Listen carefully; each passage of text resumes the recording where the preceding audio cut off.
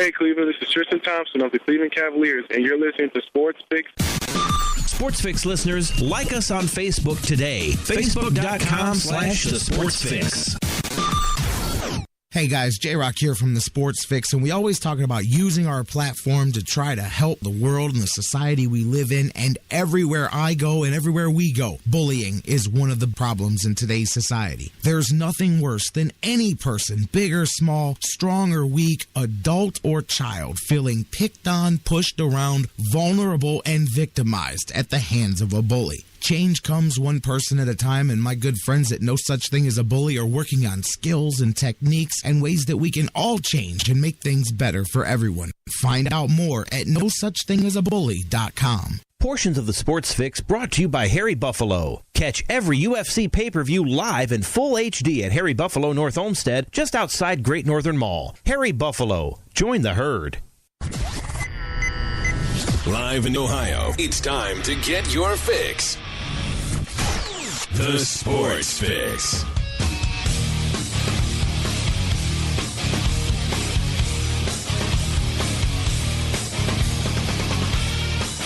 And away we go. Welcome in, everybody. We are live Wednesday afternoon. If you're tuning in live across the network, the Sports Fix, rocking and rolling today, getting back at it. Man, last night, just a hoops having night. The Cavaliers finished it off. I had a hell of a game over on 1330 AM, WINT's Game of the Week, South and North, and a buzzer beater at the end. And then I hit the house just in time to watch the Cavaliers do the same thing. It was a fun basketball night last night, to be sure. We'll talk about that. Welcome in, you guys. The Sports Fix getting rolling. Dan Wismar is going to be with me here just about 20, 25 minutes from now, as usual. I'm going to crack the phones. We'll get rolling. We've got a lot to get into. NFL playoff weekend to talk about. Man, we've got a national title game to talk about. Well, I'll say it right now. We were watching the other day, and one of the guys that I was watching turned and looked at me and said, "Man, what do you say, Jerry? Best since USC Texas?" And I was like, damn, man, I was hard pressed to come up with an argument there, and I'm interested in what Dan thinks about that great championship game the other day. A whole lot for us to get into here. The Browns head coaching coach, whatever. Do whatever you want. It's going to take a little bit longer. Trust me, that's still going on. We've got a lot to get into. Guys, I am ready. Are you? Let's do the thing. Welcome into the Fix, the Sports Fix, to be correct. I am your host, the Big Daddy on the microphone. J-Rocc, Jerry Myers here with you. As always, doing the thing across the Sports Fix radio network. Maybe you're listening live on TuneIn, TuneIn's radio app, worldwide mobile app. Maybe you're on Spreaker's mobile digital app, their website directly, perhaps. Good people over there at Spreaker. As I said, I'm all about them. They're featuring us in their national radio promotion, but check them out, Spreaker.com. It's a great place to listen to many other broadcasts similar to what we do. So if you like what we do, go look around some of their featured podcasts over there. You may find some other ones that you like. Many of you listening on Mixlr.com, on the website, our home base, thesportsfix.net. Bookmark it if you're not, just in case you need it. All great places to listen live, as you're doing now. Perhaps you're listening on digital delay like thousands of you do around the world, on sites like iHeartRadio, the world's largest internet radio network, on iTunes, downloading us there, on Stitcher Radio, and all the different podcast sites that you subscribe to us, feed us, all the things that you do to get your fix. Thank you guys so much, as always, for doing it. I say it each and every day, and I mean it each and every time I say it. You guys help make this thing rock and roll, man. And without you, I'm just the guy sitting here talking in the microphone. With you, we are the Sports Fix, and I want you to be a part of it. As always, 216-539-7535, 216-539-7535. If you want to get on the phones, if you want to hit us up on social media, as so many of you do every day, Facebook, Twitter, email, facebook.com/thesportsfix, Twitter, at the Sports Fix CLE. Email us, thesportsfix@AOL.com, facebook.com/the Sports Fix, Twitter, at the Sports Fix CLE. Email, thesportsfix@AOL.com. And as we get rolling here, guys, we got a little bit of time before Dan Wismar joins us. A couple of things. I wanted to, once again, to pick up where I was at before the intro there. Last night, South, North, out there in East Lake, and boy, did the heavens opened up on that side of town after the game, caught in a whiteout. But the game itself, for those of you that tuned in last night on WINT, thank you for doing that. As always, it was a hell of a game. And the visiting team, dagger three-pointer, kid from the team, hadn't hit a shot all game. The only shot that he makes, walks it off, and it was a brutal way to lose. It was a hell of a game.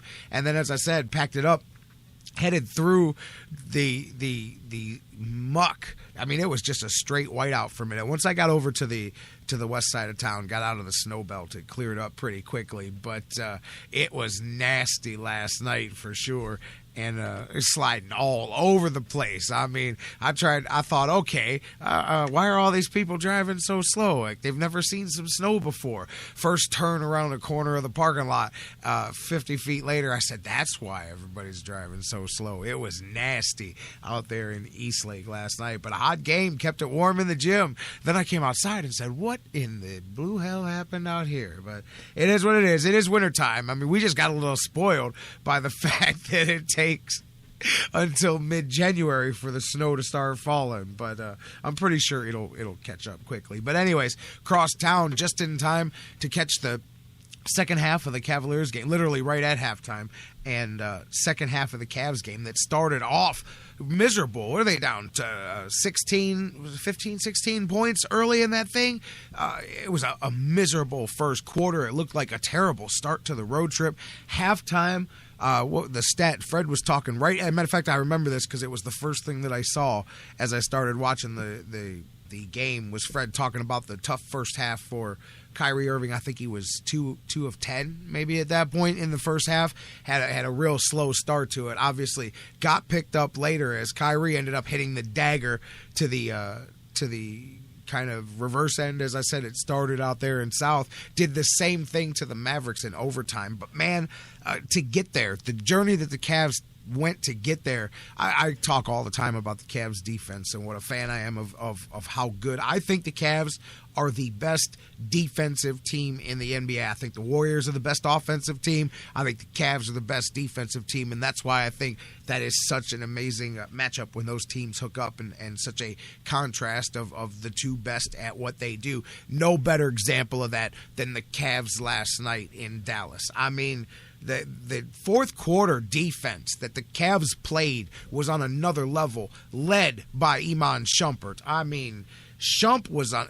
I'll tell you what. I'll pitch this to you guys too, because we were talking last night, and I said, man, everybody knows how good Shump is, but now that he's got a spotlight with all these national games because of playing for the Cavs, I think now casual fans are starting to open up to that, and media that maybe saw Shump play twice or three times or however many times that his teams came to town during the season, they say, oh, Iman Shumpert's a good defender. But then when you get to see him on a much more regular level, I mean, at what point do you start going, man, he's one of the best defensive players, period, in the NBA, man? I mean, I could make an argument. I mean, it's easy when you talk defensive player of the year. You look at guys that, lead in blocks. Obviously, you're always going to have a Dwight Howard and Anthony Davis, guys like that. Man, I'll put Shumpert in that conversation. I'm not saying you just give him the award, but I'll put Shumpert in that conversation with anybody.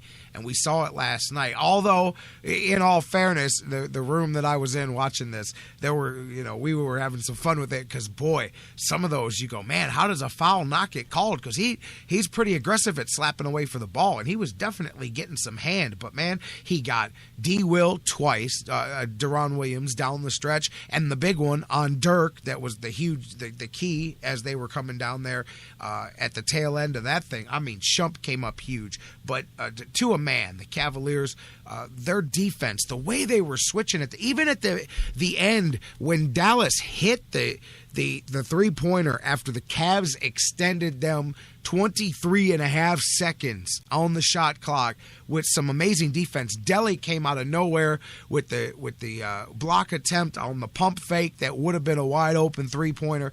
They had to take a last second, and they swished it. And even David Blatt turned and said, "Great job, guys. What can you do about that?" You could see it on his lips as he was talking. The Cavs couldn't have played better defense. Dallas executed just an excellent set and drained the shot. But, I mean, even on the possessions that Dallas scored, they had to work so hard. They had to make so many passes. It took them all the way down in the 24-second clock. The Cavs played some phenomenal defense. It's what worked their way back into the game. It's what enabled them to take that thing into extra time last night. And then, they combined in overtime, they combined that defense with offensive efficiency. What was it? 7 out of 9 possessions. I believe that's the right number. 7 out of 9 possessions, at least the meaningful ones. In overtime, the Cavs scored on the possession. That was making the absolute most out of every possession that you had. They took their time. They worked although it was funny, the one timeout that they took in overtime, I was laughing because Fred came out and said, "Well, AC, let's see what David Blatt cooked up in the huddle." And they inbounded it to LeBron, who walked the ball 90 feet down the court straight to the basket. He didn't hesitate. They didn't run a play. I looked around the room and I said, "All right, I love David Blatt, but I don't care what he cooked up." LeBron walked down the floor and said, "I'm taking it right to the hoop," and it was a good call. I'm not saying that in any kind of a bad way, but it was just funny as the words are coming out of Fred's mouth. LeBron just walked it up the court right to the hoop. We're not running a play. I'm gonna go score this bucket. But man, LeBron came up. Kyrie stepped up big in the fourth quarter. What did he have? 10 in the fourth quarter. Hit the big 3-pointer at the end that gave the Cavs the lead that they needed to finish it off. And again, I can just go on and on ad nauseum about the defense of the Cavs last night and a way to win that game. What a way to win it, and what a way to start this. I mean, we talked about how tough this was going to be these next 4 games. I mean, you've got 3 division leaders out there in the West in the next 4 games, and you knock off the Mavericks, and the Mavericks are never an easy out at home.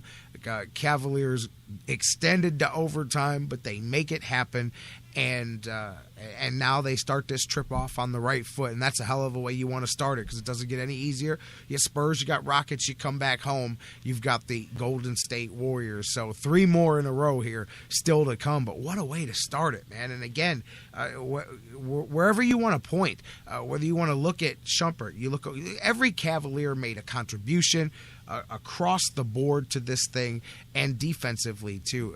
I was talking a lot too last night about Delly. He has a hand in the face on everything. He's never, even when he's out of position, he has got such recovery ability, whether it's just hustle, just nose to the grind, whatever it is, working harder than the next guy. Even when he's out of position, he gets it back. He finds a way to get a hand in the face to somehow try to affect the shot. And again, I can't say enough about the effort last night. They could have got rolled over early and said, "Hey, this is the first of 3. We'll take this body shot here, and then we'll come back." No, they fought their way back, and then to dig deep and win it. I mean, think about it at the end. The Mavs had a chance to walk this thing off. I mean, and how about that at the end to get that strip? I mean, again, I'll go back to there even before we hit overtime. That final possession. I mean, the Cavs score. You tie the thing up. We were 95 apiece or whatever it was, and Dallas has a chance with 10 seconds or so on the clock, or whatever it was, to take the final shot. I think it was 20 seconds. They had a chance to take the final shot and were unable to get it. And finally, Dirk's got the shot there that he wants right there. You're thinking that's his spot right there above the foul line. And just as he goes to do his little turn into it, there's Shump all over it, knocks that thing loose, and gave the Cavs, it wasn't enough time. It was like 2 seconds or something like that. So they took it to overtime. But that right there, I thought for sure, I go, man, they're going to get walked off just because it's at home and you give the home team the last shot. I figured for sure Dallas was going to run a set there and get the last shot off. And no, Shumpert said, the hell you are. He said, you are not going to finish it this way. We came too far to end this thing now. We want to play 5 more minutes of basketball. And the Cavs came out 3 points ahead in that one. LeBron, 27 last night. He had the layup that put the Cavs up by a point before the final defensive stop. The Cavs forced a miss on the 3-point by Deron Williams, came back down the floor, and then the Cavs had a bit of a off-balance offensive possession there too. Game still in the balance. It's a 1-point game. LeBron gets the pass at the right elbow. He pump fakes, and I know he wanted the foul because there were a couple times, man, that one drive where he got the layup. He wanted the and one, and he was right about that. Sometimes I think, guys complain about the fouls, but I mean, come on. How that dunk wasn't an and one with the foul on that, unreal. Same with the layup drive there. So anyways, he pump fakes at the elbow, gets the bump, wants the foul call. Instead, he realizes nobody's on him. I thought he was going to pull up the jumper there. Instead, he kicks it behind him to Kyrie, who's got to be, 25, 30 feet from the rim. And Kyrie just locked, cocked, loaded, boom, 3-point dagger. And that's how she wrote in Dallas. Cavaliers walk off with the winner 110-107. They stretch the record to 27-9. And this is what you want to see when you're playing the better teams, when you're playing the Western Conference teams, and defensively, the Cavaliers. Talk about, too, imposing your will on the team. Look at the difference as the game went on. First half, Cavaliers gave up quarters of 25 and 27 points to Dallas. Second half, 20 and 23 as the Cavaliers put down the clamps in the second half. And offensively, too. Cavs, I think they had their season high in 3-point attempts last night. I think they shot 40. It was over 40 3-point attempts. I know that for sure. 44 3-pointers the Cavs put up. Season high last night. 97 shots on the basket by the Cavs last night. They made 40 of them, and they made 17 of 44 3-pointers. That's a massive number right there. I think here's the key. 53 minutes of play. Cavaliers under 10. They had 9 turnovers in the game. That's very important as well, especially when you're on the road. It just takes that little bit of loss of focus to knock you off there. Cavs, though, did it in grand fashion last night. Even with Mo Williams out, personal matter last night. Joe Harris. Oh, and by the way, while we're talking about the Cavaliers, I've had some people hit me up. J-Rocc, what's up with Joe Harris? What's the deal there? Actually, there's more to the trade of Joe Harris than just Cavaliers making a roster move. If you didn't hear yesterday, Cavaliers moved Joe Harris, who was a second-round draft pick 2 years ago, had been developing well. I like Joe Harris's game, and the Cavs did too. Joe Harris got hurt. He had an injury. He needed surgery. He's going to miss the rest of the season. So when you're facing, what are the Cavs facing? An $8 billion luxury tax bill this season? Once you've got a player who's not able to play anymore, the Cavs did what they had to do. The Cavs were able to find a team in the Orlando Magic who had some salary cap space. They made a deal where they switched second-round conditional picks, whatever. It gave a more favorable pick to Orlando. Orlando was able basically to switch a pick from 3 years from now for a pick in the upcoming draft that we got from Sacramento in a previous deal. Cavs threw some cash in on top, but Orlando had the salary cap room to absorb Joe Harris, and since the Cavs are paying double, whatever somebody's salary is, it's doubled. Whatever you're over the thing, it doubles the luxury tax. So with that, it knocked nearly $3 million off of what they're going to owe the NBA at the end of the season, the Cavaliers. So, I mean, at that point, for a player who's not able to contribute, it opens up the cash, but it also opens up a roster spot because the Cavs were going to have to do something.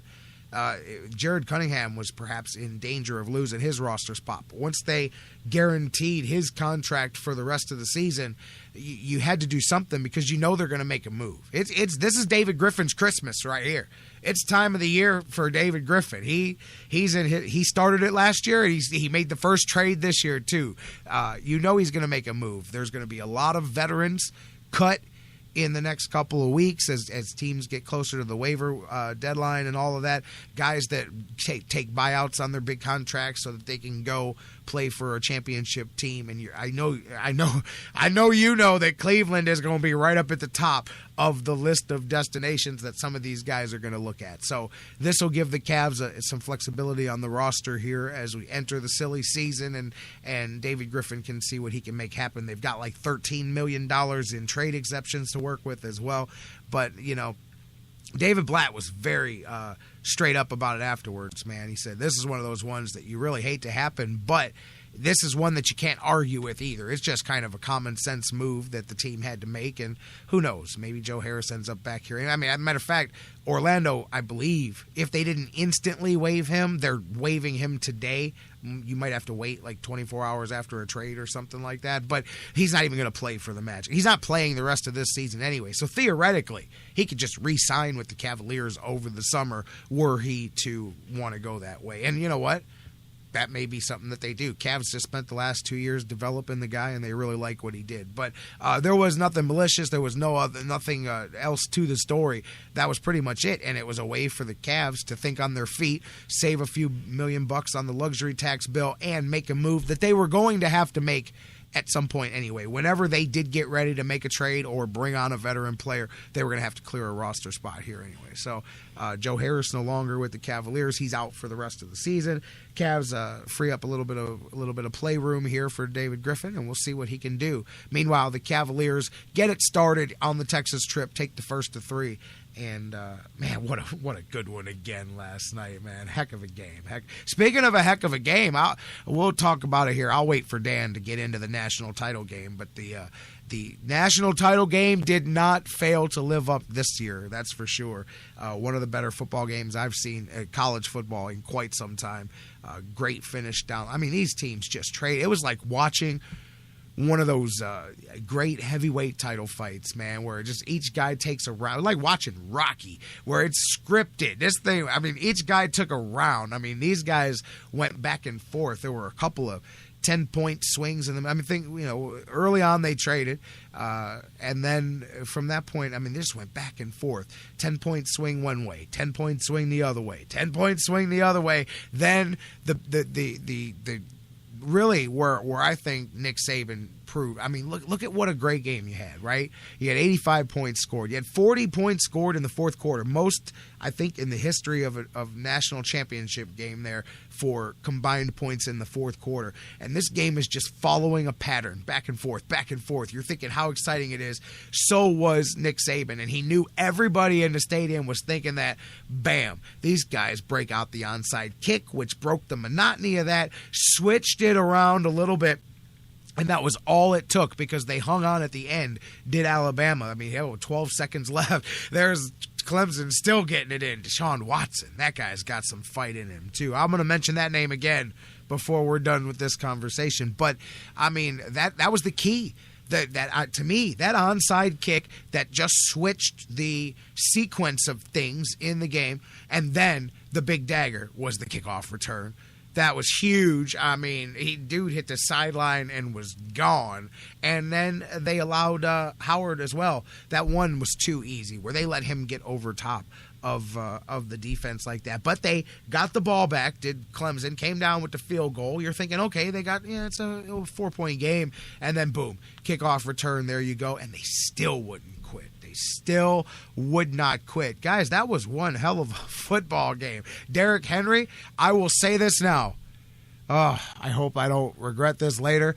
I will take my chances with the curse of the Alabama running backs. I don't care. Just because you're scared of Trent Richardson does not mean that I'm scared of Derrick Henry, because I will take that monster in my Cleveland Browns backfield yesterday. Did you see the size? It's not just the way he runs. It's the size. That is a man amongst men right there. That is a big back, and he's got speed, power, quickness, all of that. I think Derrick Henry is going to be and I was not a Trent Richardson fan. I think Derrick Henry is going to be the real deal. He's not Trent Richardson. He's not Mark Ingram. And Mark Ingram actually has had an all right career. He's not those guys. He is man, he reminds me, and this is probably blasphemy because there's not that many guys with the Bo Jackson skill set, but he could be one of those kind of guys, a home run hitter in the NFL for sure. If the Browns aren't interested in Zeke, then they might want to look at Derrick Henry, although I don't know how that guy gets out. I don't care if they're scared of running backs in the first round or not. I don't see how he gets out of the first round of the NFL. There's no way he gets out of the first round of the draft. If there's one running back that's going in the first round, it's got to be him. But anyways, we'll talk about that. But man, guys, hell of a game there.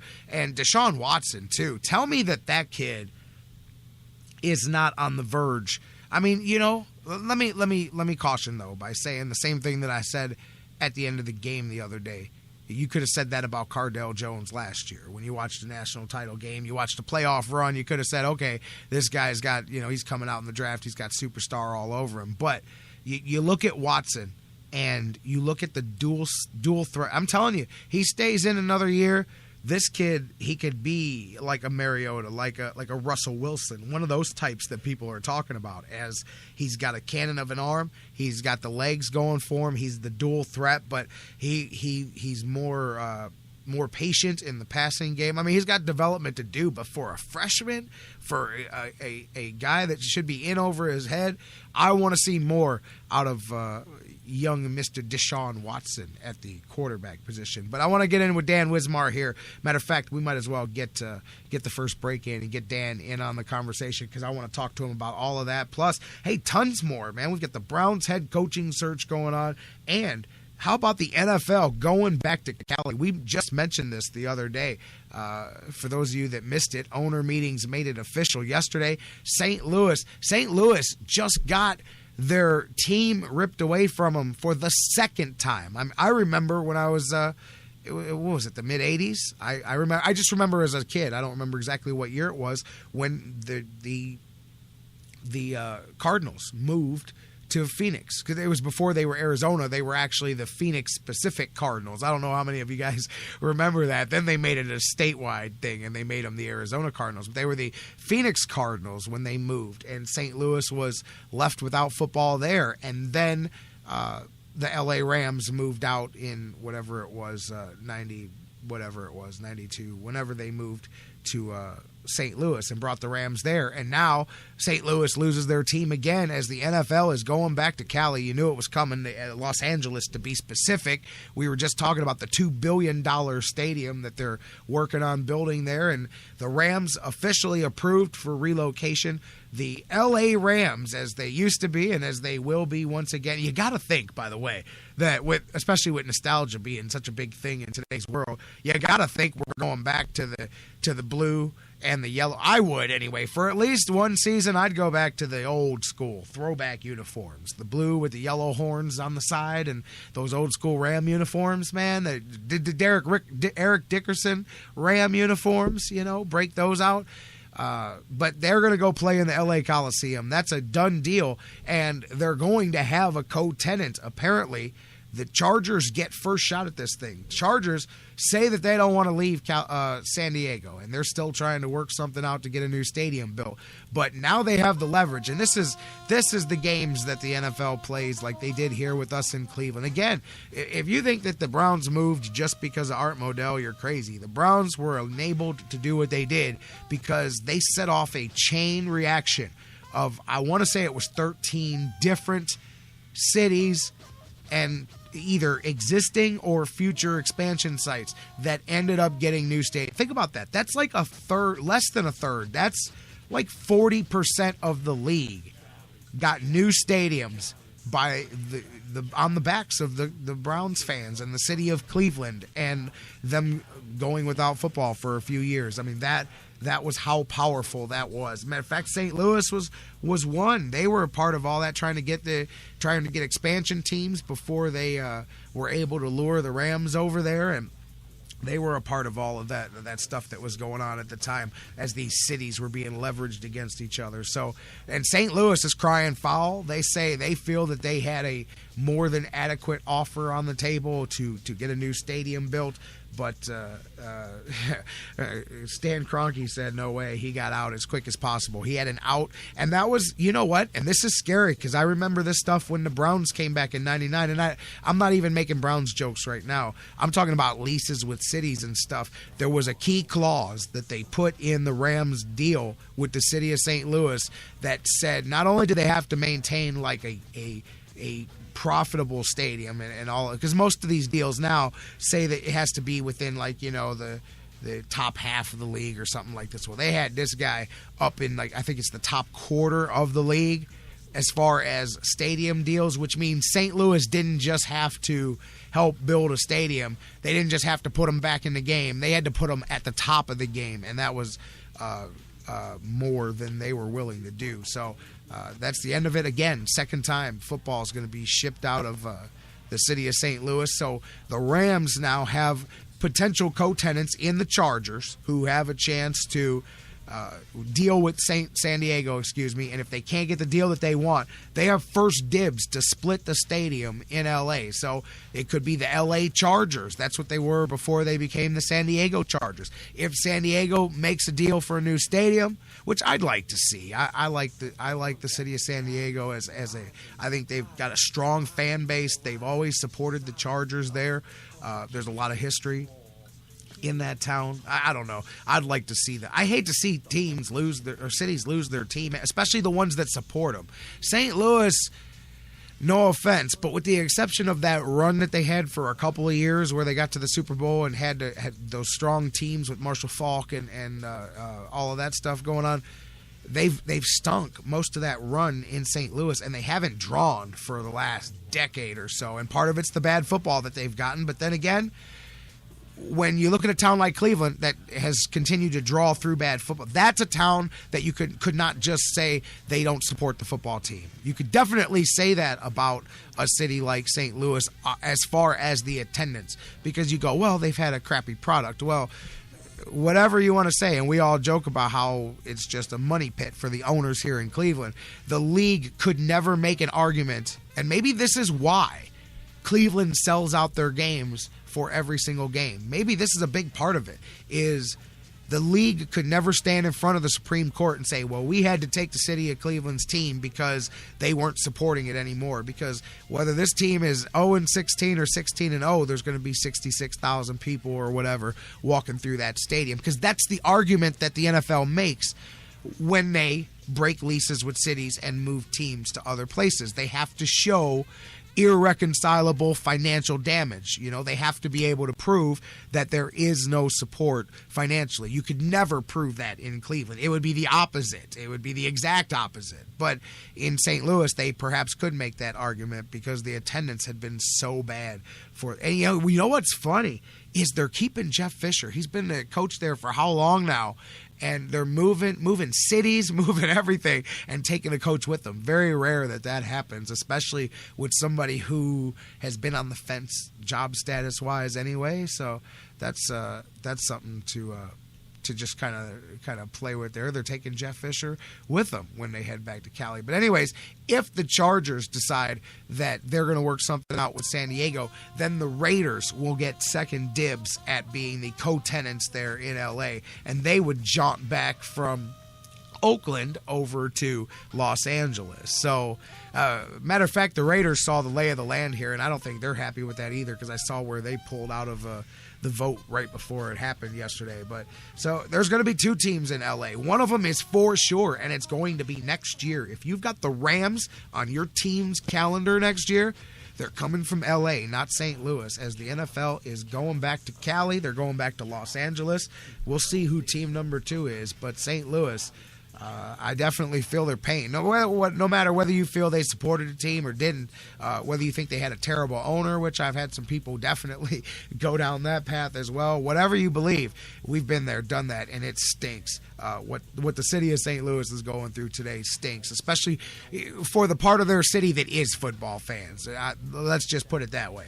They're definitely feeling, and we know what they're feeling because we felt it too. So NFL making the move. We'll talk about all this. Let's get a break. Let's get Dan Wismar in. We'll talk about that. Speaking of the NFL, Browns head coaching search. Hue Jackson's been here twice now, but I'll tell you what, I don't think he ends up here. I think the Giants are getting ready to snag Hue Jackson. He is the perfect follow-up to Tom Coughlin, man. And Tom Coughlin in San Francisco is the perfect follow-up to the Harbaugh that they never should have let go to begin with. So I think this all works out that way, and the Browns will still be looking for a head coach next week when we do this again. Let's come back from the break. We'll get you a news update, and Dan Wismar from Everybody Hates Cleveland join us to talk about all of that and more. Plus, I want to ask Dan about his latest column. I don't know if you guys saw it on our social media. He wrote an article, Why I Stay. Speaking of the fan base that will not go away for the Browns, Dan wrote an article. He said, Why I Stay a fan of the Cleveland Browns. So we'll talk about all of that and more after the news when Dan Wismar joins us next. Don't go anywhere here on the Sports Fix. Cali,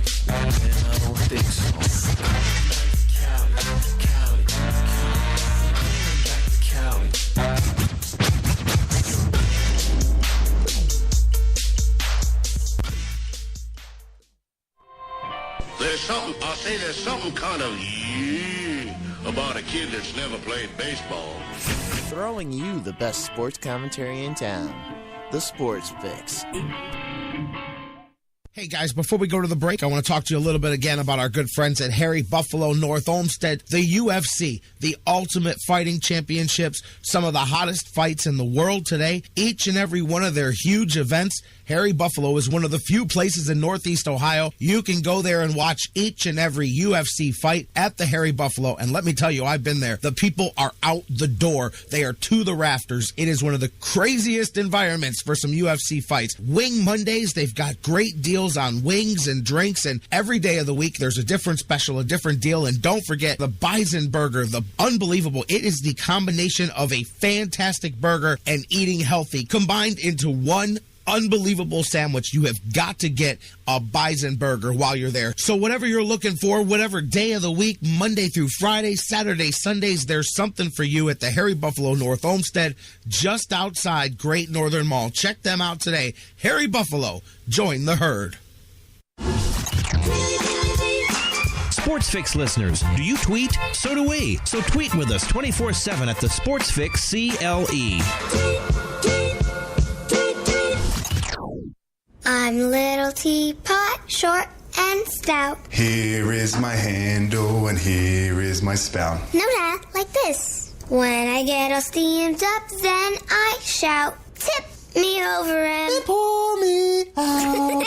This is WWE superstar Roman Reigns. The smallest moments can have the biggest impact on a child's life. Take time to be a dad today. Visit fatherhood.gov. Brought to you by the U.S. Department of Health and Human Services and the Ad Council. Fantasy sports lovers, you put so much time, hard work, and effort into playing week to week that it quickly stops being a fantasy and starts getting real. Real time spent making real decisions, creating real victory. I'm the greatest man in the world! And when the smoke clears, you want to show off those victories with a real prize. I mean, a really real prize. Nobody does that like Fantasy Jocks. The crew over at Fantasy Jocks have beautiful, high-quality, and heavy-duty championship belts, rings, trophies, and so much more for all your fantasy sports needs. The trophy's 12 feet high, and it is glorious! Football, baseball, hoops, you name it, they have it. Plus, they have awesome draft kits and party supplies to make all your preseason activities the envy of everyone. If your league needs a ring, belt, or trophy, or you want to upgrade what you already have, there's literally only one place to go. If you're going to be a fantasy jock, do it right. It's mine, the most magnificent belt ever created, and it's mine. With America's fantasy sports superstore, fantasyjocks.com. What's your fantasy? Portions of the Sports Fix brought to you by Fantasy Jocks. Visit fantasyjocks.com, your fantasy sports superstore. Championship belts, rings, trophies, and more. News break. Good morning, I'm Bob Picozzi. So USC now has a co-tenant again. The Rams will play their home games at the Los Angeles Coliseum for the next 3 years, while a $1.86 billion stadium is built in Inglewood. NFL owners have voted to approve the Rams' move from St. Louis back to L.A. Hall of Fame running back Jerome Bettis played for both the Los Angeles Rams and the St. Louis Rams. Because L.A. has been so starved of NFL football, people are going to come to the games. They will get a grace period, but ultimately, in order to make the deal work, They've got to win football games. The Chargers must now decide whether to share the new stadium with the Rams or remain in San Diego. The Cardinals have lost linebackers Alex Okafor and defensive tackle Corey Redding for the rest of the season. Okafor with a toe injury, Redding with an ankle. Arizona will host Green Bay in a divisional playoff game Saturday. The Knicks should learn more today about the status of Carmelo Anthony. He left last night's game with the Celtics with a sprained right ankle.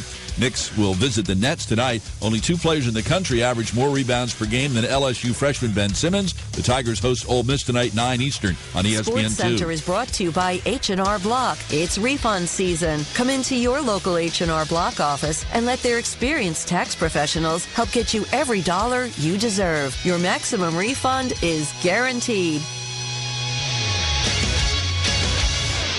Hi, this is Jim Rosenhaus, and you're listening to the Sports Fix. Indian fever, it's catching fire with everyone.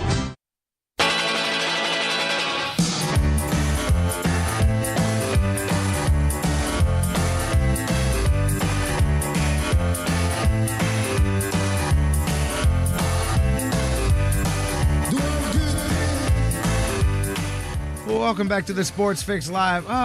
My buddy Bruce over in the chat room. I was going to let y'all know if Bruce wins the Powerball, he intends on somehow bribing somebody into moving the Browns out of Cleveland. I don't know if it's legal. It's not, but he's gonna do it in his fantasy world. So, let's hope that Bruce doesn't win the Powerball. If I win the Powerball, on the other hand, I'm just going to tell you right now that I'm giving all of y'all some money. I'm just send me a message and say, hey, I was listening. You said you're giving all of us all some money, and I will give you some money. I'm just telling you now. I'll tell you now, I will give every listener of the Sports Fix $10,000 cash, straight cash, just because you say, hey, I like the Sports Fix. Bam. I'll drop 10 G's on you, man. I'll just walk around throwing money at people. I would. No, seriously. I was joking with some friends the other day. I said everybody has all these crazy fantasies about what they do. And I'm not trying to say, hey, let me not just sound all altruistic here. This isn't Saint J-Rocc. I'm just going to tell you right now. I'll spend some money on myself. But I said, do you know what I would do? Honestly, if I hit this thing. And this was when it was 750. This was before it crossed over $1 billion. I said, I'll tell you what.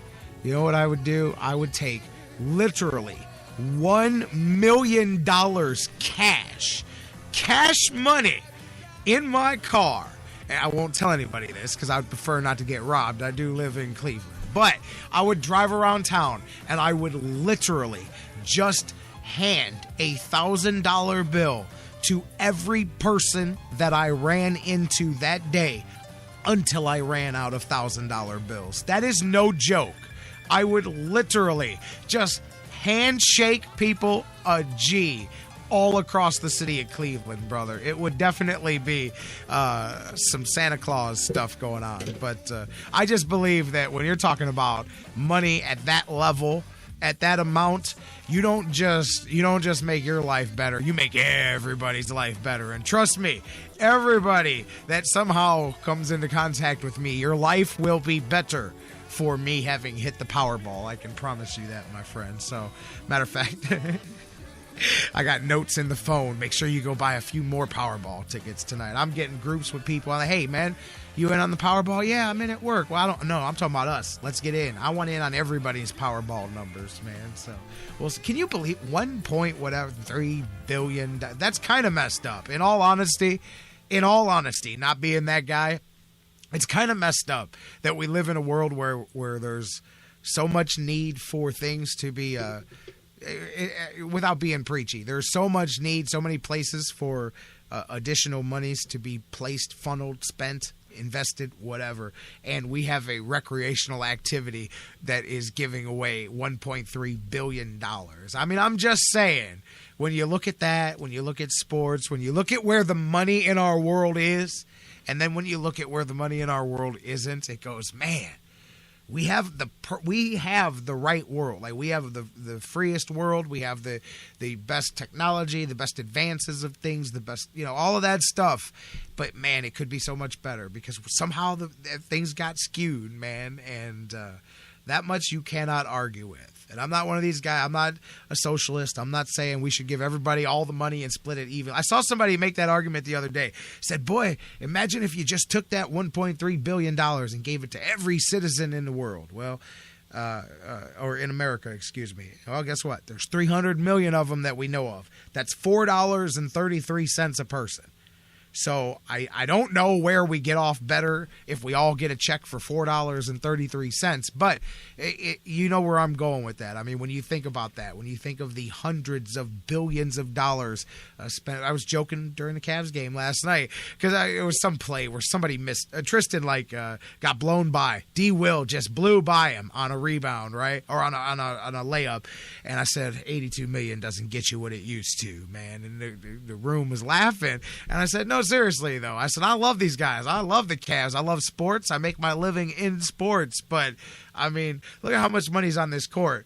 Like the entire nation's police force's salary put together, there's more money on the basketball court right now. I mean, I'm exaggerating, but I think you understand my point. But anyways, I'll do my part to make the world a better place and have some fun at the same time. Let me win that Powerball tonight, definitely.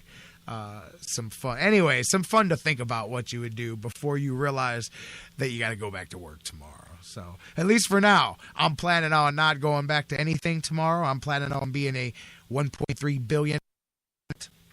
We'll have to see if the lottery numbers cooperate with me. Welcome back into the Sports Fix, guys, as we get back to business here, because technically until I hit the Powerball, we do have to stay at work. Dan Wismar is with me here on the hotline. You guys keep it going. Facebook, Twitter, email, facebook.com/thesportsfix, Twitter @thesportsfixCLE, email thesportsfix@AOL.com. And I get Dan Wismar in. We're going to talk about all of these things that have been going on. Let's see. First, let me get my man on the conversation. Dan, the man Wismar, what will you do if you hit the Powerball? Well, I'm not sure what I will. I know I've got the same 1 in 292 million chance that everybody else does, but I just wanted to make sure that you knew that, have I mentioned lately that I like the Sports Fix? Oh, no, but I'm glad. That's good to know, man. That's good to know. No, I'm serious. Just want to be on your list, and I want to know what your route is when you're throwing those $1,000 bills out of your car. Like I wasn't throwing them. I mean it. I meant it. I'm taking $1 million cash, and I'm literally walking around Cleveland and going, here you go, buddy, have a good day. Here you go, buddy, have a good day. All across town, just laying cash on people, man. That would be very cool. I think the first thing I'd probably do is buy the Cleveland Indians. But, and it could be had. What would it cost us to get the we could buy the Indians legit, right? Yes, we could. I mean, the Browns are worth $1 billion plus. That's what Haslam paid for them. But the Tribe, right, I think, is worth considerably less than that. I think maybe a $500 million might get it done. Okay, after taxes, what are we going to clear? From $1.3 billion, what do you clear after taxes? Do you clear? Well, you got to clear? believe that they'd take, something like 40% of it. So you'd probably be left with, 700 large.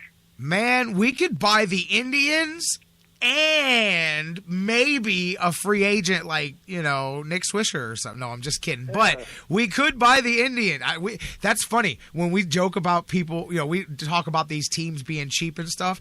Now, just imagine what Dan just said. We're going to clear about 60% of that. So you're going to clear about $600 million. You just bought the Indians. So let's say you got it for $500 million. You got $100 million left. Boy, $75 million for Nick Swisher. You all of a sudden start turning into Dolan real quick when that pen comes out. Because I know I would be like, wait a minute. That's my last $100 million right here, and I'm right back where I was before I hit the Powerball, man. All of a sudden, I'm wanting to play Moneyball too.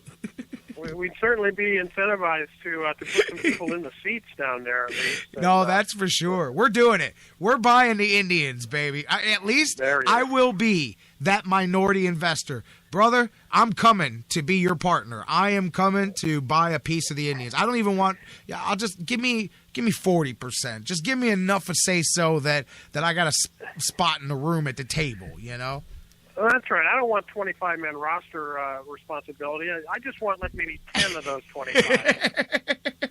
I'll bring my analytics guy. I just want say so over the 40-man. You guys can have the day-to-day, man. How about that? There you go. No, there you go. I didn't think about that. I was like, well, the Browns are $1 billion. Yeah, we could buy the Indians, man. You couldn't pry the Cavs from Dan Gilbert's cold, dead fingers at this point, but we could get the Indians. That's for sure. So there's a goal. Yeah, maybe we could just use a little bit of money to try to talk Dan Gilbert into buying the Indians. somebody else's money is always better. But absolutely, we can go partners with them. I know with $1 billion, I can at least get Dan Gilbert to go to lunch with me, and we can discuss the possibilities of what we can do over there. We might be able to at least get him on the phone anyway. Right? Yeah. I think I can buy a phone call at that point. We can at least discuss what we can do over on the corner over there if we were to put our minds to it. But hey, man, we have got a lot to talk about. I mean, I kind of hit it all. I don't know where you want to start. How about we start with that college football game the other day? What were you thinking? Alabama and Clemson was a hell of a game. You got to give Saban credit, man. I mean, to me, that onside kick changed the direction of the way the game was going the same way either way. Neither team was going to stop scoring. He knew that. He picked the perfect time, did Nick Saban, to switch the order of the scoring, and it was just enough for Alabama to hold on. Yeah, I tip my hat to Nick Saban right at that time. You know, that's what you call the guts of a cat burglar when you're kicking off in a tie game in the early fourth quarter in the national championship game, right, and you go onside kick. You know, that is the kind of balls you carry around in a wheelbarrow. But I agree. You know, that was and it did certainly turn the game. And the other thing that I came away from the game thinking, first of all, hey, Clemson, cover the tight end. I know. Unbelievable. And you just have to tip your hat to Lane Kiffin also. And my what I was wondering after the game is why hasn't Lane Kiffin been hired by somebody? I mean, the guy has a rep of being a little bit hard to get along with or whatever, being a jerk, in terms of interpersonal skills. But come on. I mean, the guy had a master game plan. He's got receivers running wide open through a very good defense. And, maybe not using O.J. Howard the whole year was just a setup for this game. Who knows? It sure seemed that way because Clemson wasn't looking for him, and consequently, he was out there running all by himself all night.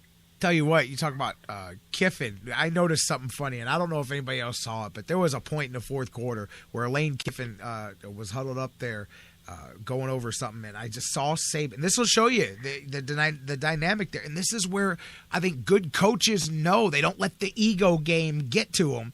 I saw Saban come over and try to say something, and Kiffin stuck his hand out like, I don't care who you – hold on, I'm talking, and literally stopped him in mid-tracks, finished what he was doing with the guys, and Nick Saban just listened and nodded and let him do his thing. I think about it. Some coaches could, in the heat of the moment, they let the ego kick in, like, hey, I'm the coach of this team. Lane Kiffin just said, hey, hold on a second, man, I'm in the middle of something here, and was doing his thing. But, yeah, I mean, so many of that, what you just said there, all key points in this one. I mean, the onside kick, the gaff in special teams was huge because that was to me like the breaker there. But yeah, going with that onside kick just changed they were going back and forth no matter what. So Saban just knew, let's put us in the front end and let they in Clemson be the team playing catch up with each score, because this way, hopefully, we're ahead on the, when time runs out, we are the team that's in front. Because you knew the way this was going, it was just going to be back and forth. There was no doubt because they did it the whole way. Well, that's true. And you kept waiting for, everybody that knew anything before the game knew that Clemson was just going to struggle to move the football. Sure. Right? Well, 575 yards later, that philosophy is in tatters. But still, even at that point, the thing that made the onside kick so unexpected was, Alabama's just going to kick off and play defense because that's what got them here, and they're impregnable. And maybe Saban just had seen enough of Clemson's offense and said, well, I got to roll the dice here. The thing that I kept thinking about was if Clemson had been even remotely considering the possibility of an onside kick, which they clearly weren't. No way.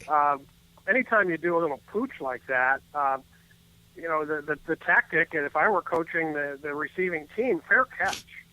You can raise your hand. You can have all 11 guys on your defensive team, on your receiving team. Give a fair catch signal. If the ball is not bounced, if the ball is up in the air off the tee, and then they have to give you an opportunity to fair catch the ball, even if there's really nobody right in the general vicinity of it. It occurred to me that, hey, that's a viable option for the receiving team to call for a fair catch no matter where the ball is, and then the kicking team has to allow you the opportunity to catch it. But and I saw that replay a couple times, and I can't tell for sure. Did that ball bounce on the ground first, or did they just kick it, pooch it right off the tee, up into the air? I thought it was in the air, but I cannot remember. Yeah, I think it was too. But anyway, just a passing thought on that. But you talked about the just against the defense, that point that you made. Look at those drives, all of them throughout the game. 54 yards for Clemson, 73 yards, 55 yards, 60 yards, 61 yards, 75 yards, 70 yards. So, I mean, against Alabama, that I think was one of the biggest surprises to me too. I thought, okay, I know Alabama's going to do their thing. Henry right off the bat showed you that. But the flip side was what I wondered. You had the inexperienced quarterback. You had, the Nick Saban vaunted defense, but every time Clemson got the ball, they went to work. Oh, yeah, no doubt. On the flip side of that, Alabama did their scoring all on big plays. I think they had 4 or 5 plays of 50 yards or more, obviously including the big kickoff return that was the dagger blow. Again, O.J. Howard, 208 yards on, I think, 5 catches. So, averaging 40 per, not too bad, and really Alabama not necessarily known for the big plays. The other thing that people came away from the game with, Jerry, that maybe they didn't know coming in, or they hadn't seen enough of Clemson to know what a freaking stud Deshaun Watson is. Oh, yeah, I wanted to talk to you about him. He threw some unbelievable passes, and it wasn't the first quarter wasn't over before I had people on my Twitter feed talking about, hey, can the Browns possibly get the number 1 pick again next year? I mean, can we suck enough in 2016? Because he'll surely be that's your top, number 1 pick next year. Yes, that year, and he's the kind of franchise athlete, quarterback, Cam Newton type player with size and arm and mobility and speed and everything else that you need in the NFL to succeed. So who knows at this point whether he'll succeed? And there's already talk about, hey, he should sit out next season because he risks millions of dollars if he gets hurt. It's the whole Jadeveon and Clowney gambit there, where people are recommending that he do that. Leonard Fournette, people are talking about these guys should sit it out because you don't want to get hurt. But he's that kind of a talent, and everybody knows now why Urban Meyer was so hot on the kid, and Urban wanted this kid bad before he finally settled for that slouch J.T. Barrett, from Texas. But everybody wanted Deshaun Watson, but Urban finished second in that recruiting match. And they say that finishing second in recruiting is about the same as finishing 22nd, but Watson really came down to Clemson or Ohio State in his decision. But you can tell now why Urban wanted him so badly. Yeah, absolutely. I was waiting to talk to you about that kid because he just impressed me to absolutely no end. I watched that and I said, man, wonder if the Browns would be against Connor Shaw starting every game next season. I'd like to get a 16-game look at Connor Shaw. I think he needs a fair tryout for the Browns quarterback position so that we can secure that. No offense, Connor Shaw. I'm joking, but Pat Devlin, somebody along. Let's give one of these unheralded guys a 16-game tryout next year. Hell, keep Johnny at this point. Whatever will get us up at the top because you know that kid. But you know what? And I don't think this will happen because he seems like the real deal. But I equated it at the beginning of the show to just go back a year ago. Cardale Jones coming off the playoff run and coming up so big and people booming his stock to the sky. And it kind of peeled back a little bit, obviously, when it came back this year. So you do have to keep that in mind that, coming back and doing it again when now all the spotlight's on you and the expectations will be a little bit of a different thing. But, boy, that kid strikes to me like he is definitely the next, whether you want to say Mariota, Russell Wilson type of guy coming out of the draft next year. Yeah, he really is. And, of course, in contrast to Cardale, he had – I'm not sure exactly when he won the starting job at Clemson in last season, his true freshman year. Right. He's just a sophomore. He's just a sophomore now, but he's had about a full season and a half of being the starting quarterback as opposed to 3 games for Cardale. So I think people know now that he's the real deal, and he'll be the leading Heisman contender next season, and top all the draft projection charts for next year. Yeah, so I want to ask you. One of my buddies, while we were watching the game, looks at me and says, there was maybe 2-3 minutes left in the game. He goes, "What do you think, Jer? Best one since USC Texas?" And I said, "Man, I don't know about that." And then I started to think, and I said, "Man, I don't know that I can argue with that." Now, at first, I was like, "No, man, it's been 12 years since that, man." But more that I think about it, what would you say? That was definitely one of the better championship games I can remember. Yeah, it was, and people were making those comparisons very early on in that game, and in fact, making Deshaun Watson, Vince Young comparisons too. Speaking about, you don't want to jinx the kid. Hopefully, he has a better pro career than Vince Young did, but those kinds of comparisons were being made very early. And if I recall, that Texas USC game was 41-38. It looks like we might have a 41-38 finish there if Clemson had been able to go down and get a touchdown there. Certainly the similarities between the two games and the back and forth, the fact that no team, I think, led by more than 10 until very late when Alabama got, an 11-point lead. Certainly you could make that comparison, and it was that compelling a game because I don't think anyone, first of all, you don't want to trust me for, stock tips, like I said in my column, because I thought it would be a low-scoring game. I thought that the Alabama defense would be able to control Clemson, and I knew Clemson had a really fine defense too, and I think I wasn't the only one that thought the game might be low-scoring, and obviously couldn't have been more wrong. You know what, though? Until the fourth quarter, you were kind of, I don't want to say low scoring, but you were kind of right about that. I mean, heading into the fourth quarter, it was I was thinking about just what you said the other day, 24-21 heading into the fourth quarter. They scored 40 points combined in the fourth quarter, and that was the most of one quarter in any championship games so far. Matter of fact, the previous record was that fourth quarter of the Texas USC game. They scored 32. So actually, until both, and maybe it was a heavyweight fight where they just wore down, and the defenses are wore down later. But it really was a much lower scoring game before that final quarter kicked off. Yeah, we were both teams in the 20s going into the fourth, and that's kind of where I thought it would end up. But and it really came down to Bama's big plays. I mean, they just had the number on.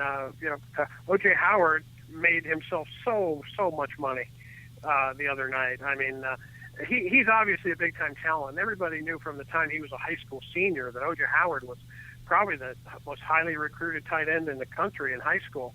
And really, he had just had an off career at Alabama because Saban just didn't choose to use him very much, and it wasn't their style. They're not a tight end centric team, and he just didn't get that many touches, and he's been considered a disappointment because of that. But obviously, the athleticism is certainly there, and it looks like Ozzie Newsome out there in terms of the speed and how long and lanky he is, and just pure athleticism at the tight end position. It's the kind of a player that our local franchise here has been lacking. As good a year as Gary Barnidge had, I've been saying all along, I still think the Browns need an athlete, a weapon, a downfield weapon at the tight end position. For sure. It's something they haven't had for a while, maybe since, certainly since Kellen Winslow. But that's the kind of kid that he fits that profile, definitely. I mean, I was digging Howard throughout the game, but man, when he got over top of the defense the way he did there in the fourth quarter on that one, I mean, I just went, man, look at that guy. And as you say, I saw this on the ESPN stats and info site. He had 208 yards, 143 of them were after the catch, which shows that he's definitely got some burners to get beyond those guys. And that's the most yards after the catch by a tight end from any of the top 5 power conferences in 5 years. I mean, he really showed something there. And like you said, I hate when guys get blown up because of because of the big game on the big spotlight and stuff. But, I mean, that's a guy that you can see where the skill set would translate over, and then you pair him up with a complimentary tight end that can make some plays like a Gary Barnidge, man, and all of a sudden, you know, you've got a hell of a combination there, especially when you're weaker at the wide receiver position, you know. But that's a guy that can move around a lot of places. There's NFL talent there. Yeah, O.J. Howard made himself millions and millions of dollars the other day. No doubt about it, and it's the kind of guy that you can see a guy like that going, you know, maybe even late first, early second round in this draft because there aren't that many of those types of athletes at the tight end position out there, and everybody's looking for the Jimmy Graham or the Antonio Gates or whoever that's going to be a downfield pass catching weapon at tight end, and excuse me, who's got the kind of size and speed combination that he's got. So it's a rare breed, and like I said, he'll be plucked fairly early, I'm sure, in the draft. All kinds of records set in this one. Howard he's the only receiver to ever break 200 yards in a national championship game there in what do they count that as? Just since the BCS national title game started, I think it's the 13-year BCS era plus 2 now. But Watson, he had the most passing yards in title game history, at least the modern era, and Coker was fifth. Both of those quarterbacks had big fourth quarters there, but we're leaving off a guy that started the game off, and I want to ask you, I started the show off saying, I don't care. I don't want to hear Trent Richardson. I don't want to hear about Alabama running backs. I will take a risk on Derrick Henry playing for the Browns or anybody in the NFL. That guy, I was blasphemous, and I threw the word Bo Jackson out there, but he's a guy with size, speed, agility. Derrick Henry is going to be a beast in the NFL. What do you think? I think he is. And like you, I am not deterred by any past experience with anybody. He's just that big and strong and hard to bring down, and he doesn't have Bo Jackson speed, but who does? Right. You know, absolutely, he's going to be a weapon in the NFL. I'm not sure if you put, if the Browns came up for the draft, and let's just say we're picking 20 instead of 2. And you've got Zeke Elliott and Derrick Henry sitting there. I don't know which way you go. I think Zeke Elliott is probably the more complete player. He's a great blocker. He's faster than Henry. He's a very, very good receiver. I've heard McShay and some of these other so-called draft gurus call him the best blocking running back they've ever seen. He's certainly the best blocking running back I've ever seen at Ohio State or at the college level. But yeah, I'm not sure which one I would take. They both have their plus points, and certainly just battering ram power and size. Henry is going to be hard to beat. But yeah, red zone inside the 5-yard line. I mean, the guy's just going to be hard to stop in the NFL. Let's forget about the intangibles here, and let me just put you on the spot. You got one pick. It doesn't matter who's next, who's last, who picks where. Zeke or Derrick Henry, who do you take? I think I take Zeke just because durability, complete player, receiving skills, the whole package, and great speed and quality person. No slam on Derrick Henry. I have no idea what kind of character the kid is, but I think I got to go Zeke.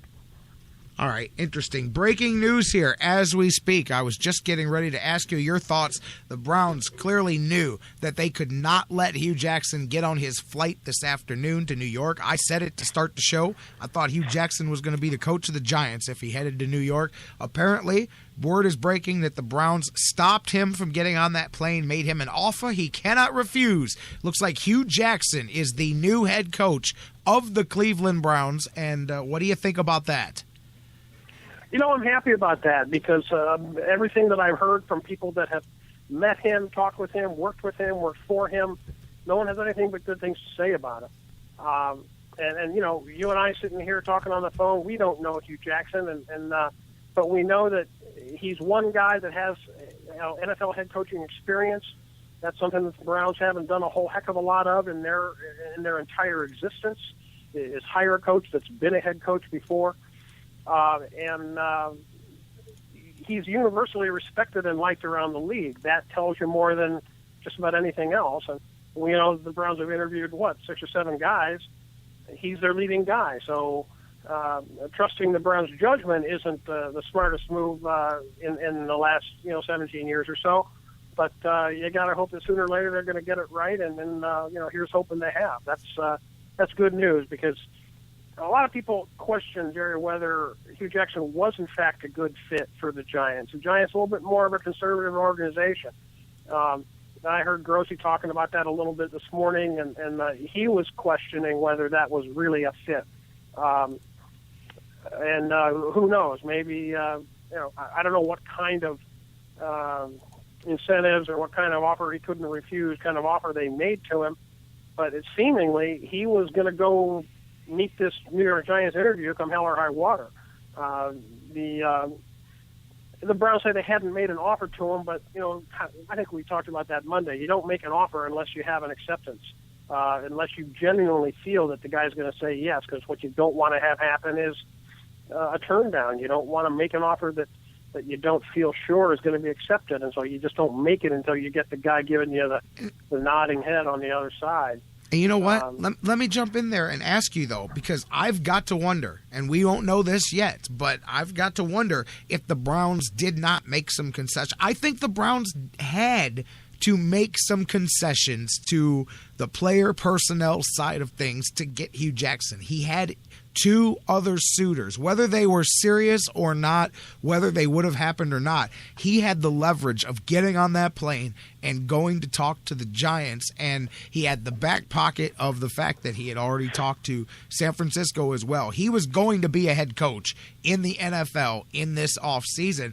And matter of fact, I had just read something earlier this morning about how he was not going to settle for not having control over the players. Not full control, but not having control. I have got to think that the only way the Browns could make this happen is to make some concessions on that, because they identified their guy and they would have had to. To me, there's no way that Hue Jackson with options, and we're not talking about 4th, 5th, 6th candidates. We're not talking about Chud or Mike Pettin. We're talking about a guy with legitimate options. There's no way he comes here under the structure that the Browns explained a week and a half ago. What do you think? Well, I have heard some different things on that score. First of all, I'd heard that he was no longer being considered by the 49ers. Yeah, I heard that too, for sure. The San Francisco media, that he was kind of out of consideration. And I also heard that the choice that Hue Jackson may have had or was about to have between being the head coach of the Giants and the Browns, that in fact the Browns are offering him more personnel control than the Giants would. That the Giant structure is set up with a guy who has, a general manager who has 53-man roster responsibility, and that he would not have had that. Of course, the flip side of that is they have a better roster than we do. But that his control over said roster was going to be greater, in fact, in Cleveland. That might have been Terry Pluto saying that the other day. I can't recall exactly where I read that, but it was credible. So who knows? One of obviously the more interesting things we'll find out in the days, weeks, and months ahead is just how much does he have, just how many concessions did the Browns make, if any, and what was it that was different today than was the case yesterday. And we'll probably get some answers a little bit later today. If you're listening live, they're going to have the press conference here this afternoon. And I will say this, and hey, man, this is what it is. But if you guys listen to the show, a lot of you kind of have similar feelings to myself on a lot of things. This is one of the few times that the Browns have hired a guy he wasn't my guy, but he was on my list. Like, this is one of the few times that they've hired a guy that I said, man, I want this guy or this guy. I had like 3 guys, and he was one of them for sure that I wanted, because I like his attitude, his fieriness, the way he is with his players, the way his players talk about him. I like that he's been in that Marvin Lewis system a bit there. He's learned under a head coach that I've got a ton of respect for. I think that you can do worse than coming from learning under Marvin Lewis. He's had experience briefly as a head coach before in a crappy environment. So I think that he knows where the snakes are in the desert when you've got those. I think he kind of knew maybe more coming into this one what he needed to look out for as far as making sure that he was going to have what he needed to make this work. But I do like a lot of the things about him. And again, one of the biggest is I like the guy that he coached under. I mean, I know he's only been there for, 4 years now with Marvin Lewis, but still, that to me is a guy that you can learn a lot from as far as being a head coach. And I have a ton of respect for Marvin Lewis. And so, I mean, very rare do the Browns hire a guy, and I go, hey, I actually liked him. I think he's got a shot here. He seems like the kind of guy that at least has a shot off the bat. But then again, we had a fiery, bald-headed coach here 2 years ago that I thought had a shot too. Yeah, well, a couple things that you like about Hue Jackson. First of all, I spent a lot of time this year watching the Cincinnati Bengals offense, and I liked what I saw. Oh, he opens it up. In the last couple of years. He is wide open, and obviously he had more weapons than he'll have here. I wonder if any assurances were made to him that he can draft Jared Goff with the number 2 pick in the draft if he feels like it. If he sees Goff as maybe being a guy that he can develop, within a couple of years with this team, or in general, what direction he's thinking they need to be with that impact player that they're going to get at number 2. Hey, guess what? Let me ask you a question. You just said something because before you go in a different track, you just mentioned that. How about this? And I was thinking about this a couple of days ago when the thoughts of perhaps him actually becoming our coach became a bit more realistic to me. Is, okay, you look at who's coming out in the draft, and you can have your thoughts about Lynch or Goff or if there's anybody else after that you would want. You evaluate those guys. You evaluate who you've got on your roster. You wonder, after having a little bit of hands-on experience, does perhaps making a trade and bringing a guy like A.J. McCarron over and continuing to develop a guy like that have more attraction to a Hue Jackson than a guy from scratch? It very well might, and I don't know why the Cincinnati Bengals would want to help you out in that way. That's true. Oh, no, that's true, for sure. But, yeah, sure. And McCarron, a smart guy. He's an arm. He doesn't have a Jared Goff arm. I know that. No, not many do. But not many do. The only downside, I guess you'd say, of Jared Goff is people are curious about his build. He only goes about 210, 215 or something like that, and he looks just skinny out there. But he's also only 21, and it's not like you're drafting Brandon Whedon here, where you got a guy that's pushing 30 when he hits his rookie year. That and the fact that certainly he would be sitting and watching behind a McCown. Starter here in the first season, you think they're not going to throw him to the Wolves. It makes you think, too, that if the Browns were thinking about drafting quarterback, I think that the idea that they're going to trade Joe Thomas is probably off the table now. You're not. You would have to think, yeah. You're not going to want to do that if you're going to go QB first round, and it just doesn't make much sense if you're going to, want somebody to protect your quarterback's blind side. So. Anyway, a lot of things to talk about now, and that opens up all kinds of conversations here over the next days and weeks. And I'm just happy they got it done because now it's time, as I said the other day, to take care of your best players and keep them here. And that includes Joe Thomas, it includes Alex Mack, it includes Mitchell Schwartz, and anybody else that you value and you think has value going forward. Some of them you control, some of them you don't. But I hope they're aggressive in making sure they're not creating more holes than they're filling as they go about their business. I'll tell you what, as I was sitting here looking, I was trying to find out if they overlapped at all because, of course, now my first kind of interesting question is with an offensive-minded coach, what do you do with John DeFilippo? Because there were some things I saw out there that perhaps he would go with Tom Coughlin if Tom Coughlin got the 49ers job, perhaps. But I saw that, yeah. I was looking at DeFilippo. His time with Oakland, DeFilippo was there twice as the quarterback coach for the Oakland Raiders. It was in 07, 08, and it was in 12, 13, and 14. And I believe Hue Jackson's year was 2011. Right. He left at the end of that. So I think, and he was gone before that. So I think DeFilippo's 2 times in Oakland actually were right before and right after Hue Jackson's time in Oakland. So I don't know if they ever overlapped with their coaching times together there. But what would you think, offensive philosophy-wise, would be the odds that the Browns retain DeFilippo now that Hue's the coach? Boy, I don't know. I guess that would be up to DeFilippo. I don't think there's necessarily clash of philosophy there. DeFilippo, liked to run a kind of a controlled short to intermediate passing game, but I also wonder how much of that might have been dictated just by the fact that he didn't really have downfield weapons here in Cleveland. He didn't have any size at wide receiver. He didn't have defense stretchers, if you will.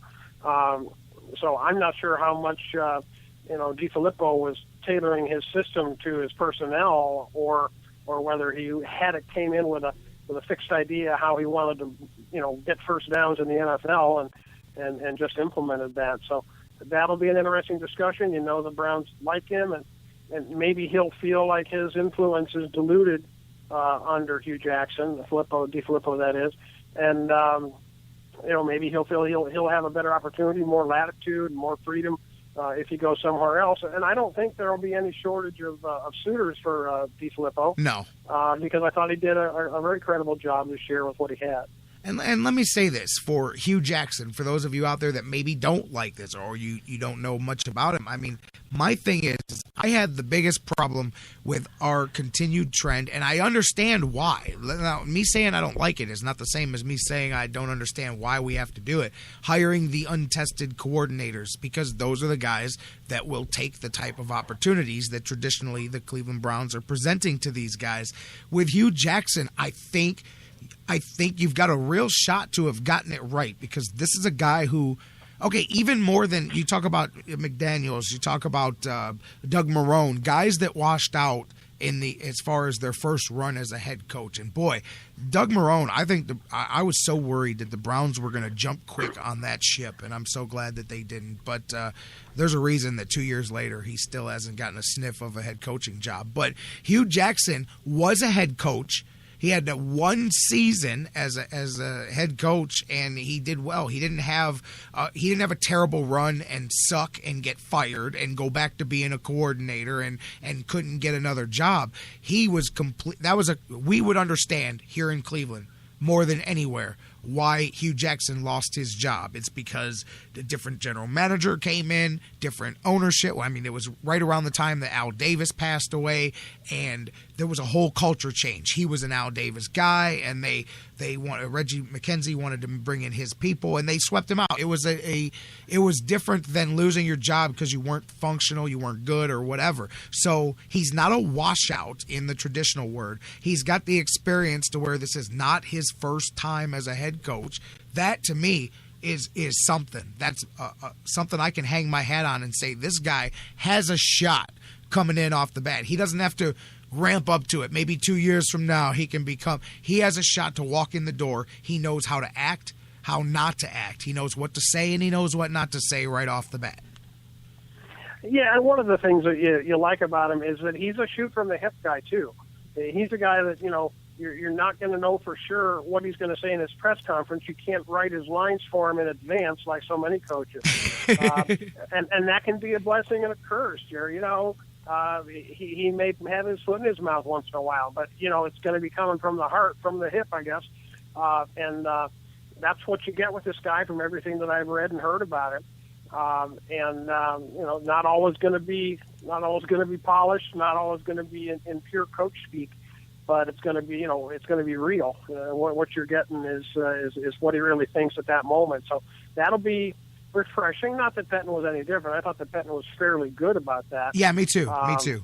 But and again, like we've commented often, Pettine was put in so many situations where he was answering questions that really weren't the domain of the head coach because of the dysfunction in the front office. And so hopefully Hue Jackson will be able to just deal with football field related things and not some of the other extraneous stuff.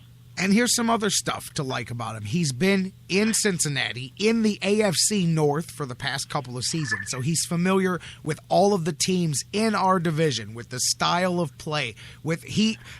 I've always been a fan of bringing in a guy from the competition anyway, from the competitive standpoint, that you've got a guy who, kind of knows what they think, what they do. I mean, not that everybody doesn't know what everybody does nowadays, but you know what I mean. You weaken the opposition a little bit while helping yourself, hopefully, by bringing a guy that they consider an asset to now come over and do your thing. But he's been in the division. He's been in that environment. He's got, he's got too.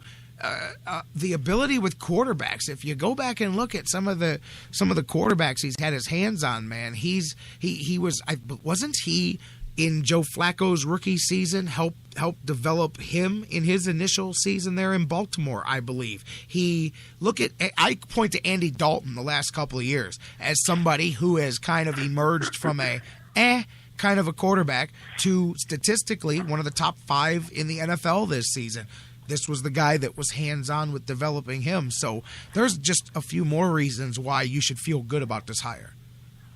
No doubt. I mean, I think, like you say, coming from the Central, the next thing he learns won't be the first thing he knows, about. Did you call it the Central? Did you just call it the Central? Did I really? Okay, sorry about that. No, that's fine. I'm from the Central too, but it hasn't been that in a while. Yeah, you're right. I did. Of course I haven't. But, the defenses that you're going to play 6 times a year. And that's got to be a big plus. Like you say, the experience as a head coach, I think it's just immeasurable. I just think it's a huge thing. The big question now is who's going to run this defense. And I'm sure they've already talked about that, and I'm sure Hue Jackson's made his phone calls. I mean, those kinds of things happen well before the hiring press conference. Usually they present that to the coaches or to the owner. He'll say, hey, if you get the job, who would you potentially look to bring in? So I'm sure the Browns know who he's looking at already. Yeah, you'd think that they do, and maybe it's a guy like a Sean McDermott or whatever. Who knows if McDermott gets another job? I did a little bit of reading up on Sean McDermott here in the last 24 hours just because it looked like Hue Jackson might be slipping away.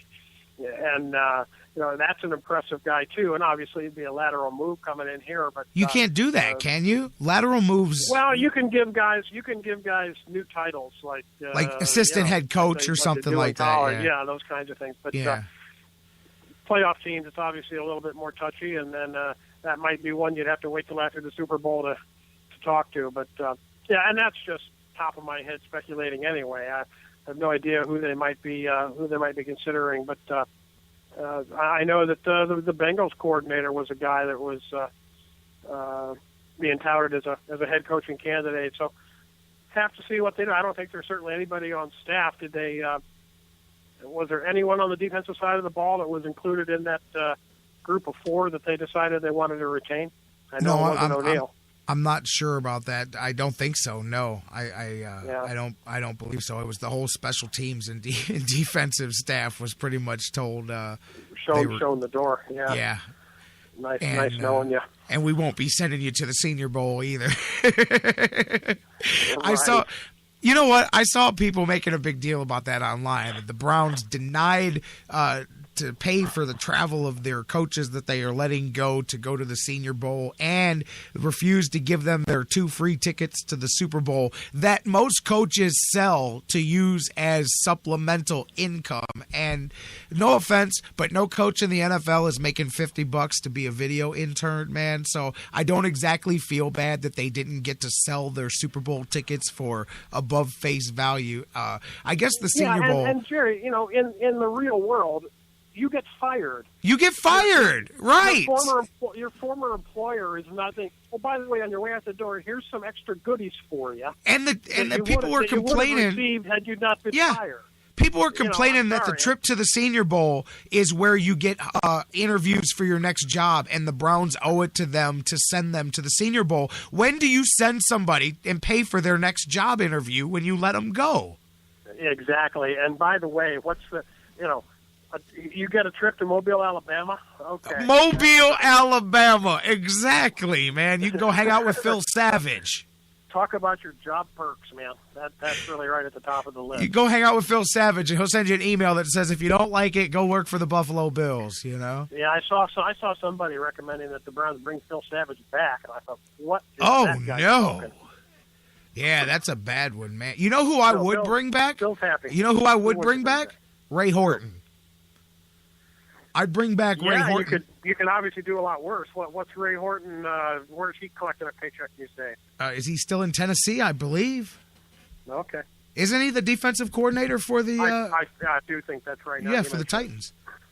But who knows where that may end up? I'm just saying. I thought I liked him, but then again, at the end of the season, it fell apart just like the rest of the defenses. So I'm just saying, it'll be interesting. I don't want any rehashes. I want them to go somewhere fresh, man. I want them to. And there's one place I don't want him to go, and I keep hearing his name, Terrell Austin from Detroit. I'm not a fan of the Detroit Lions defense at all. I think that they're able to get some.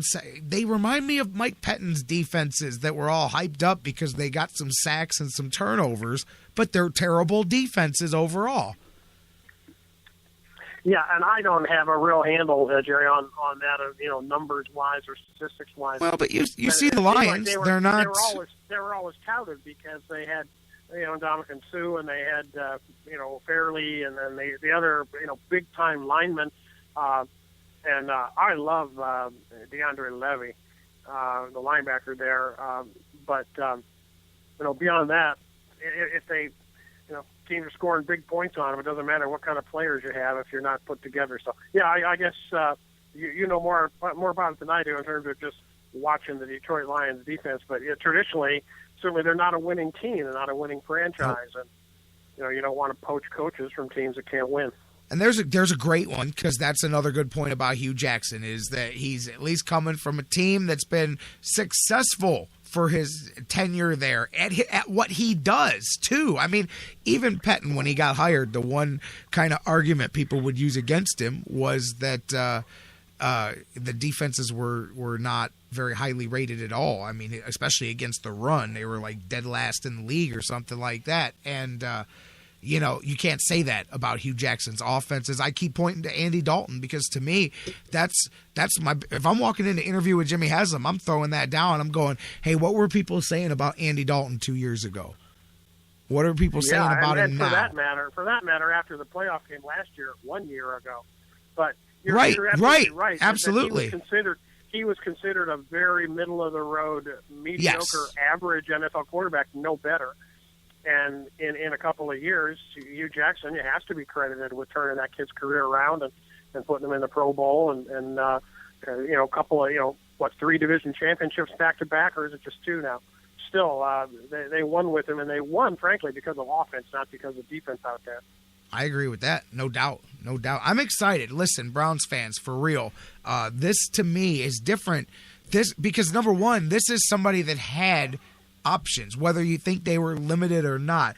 This is not the tradition, and it's kind of why I'm glad that if they identified him as their guy, that they made their move, because there was a lot of thought to me that they were going to wait at least another week, because you said after the Super Bowl, but they actually could have interviewed McDermott and this week, in between last week now, right? Yeah, right. So since they already interviewed them once, they are allowed to interview them again during the playoffs. If not, they would have had to wait until the entire playoff run was over. But they could have, and I thought they were going to circle back around. So that makes me feel like at least they did not settle for who would come to Cleveland. They didn't have to, and consider them fortunate, because maybe they should have, because of the way they've cycled through coaches. What did I just see? Popped up on my feed here just a minute ago before my other computer crashed.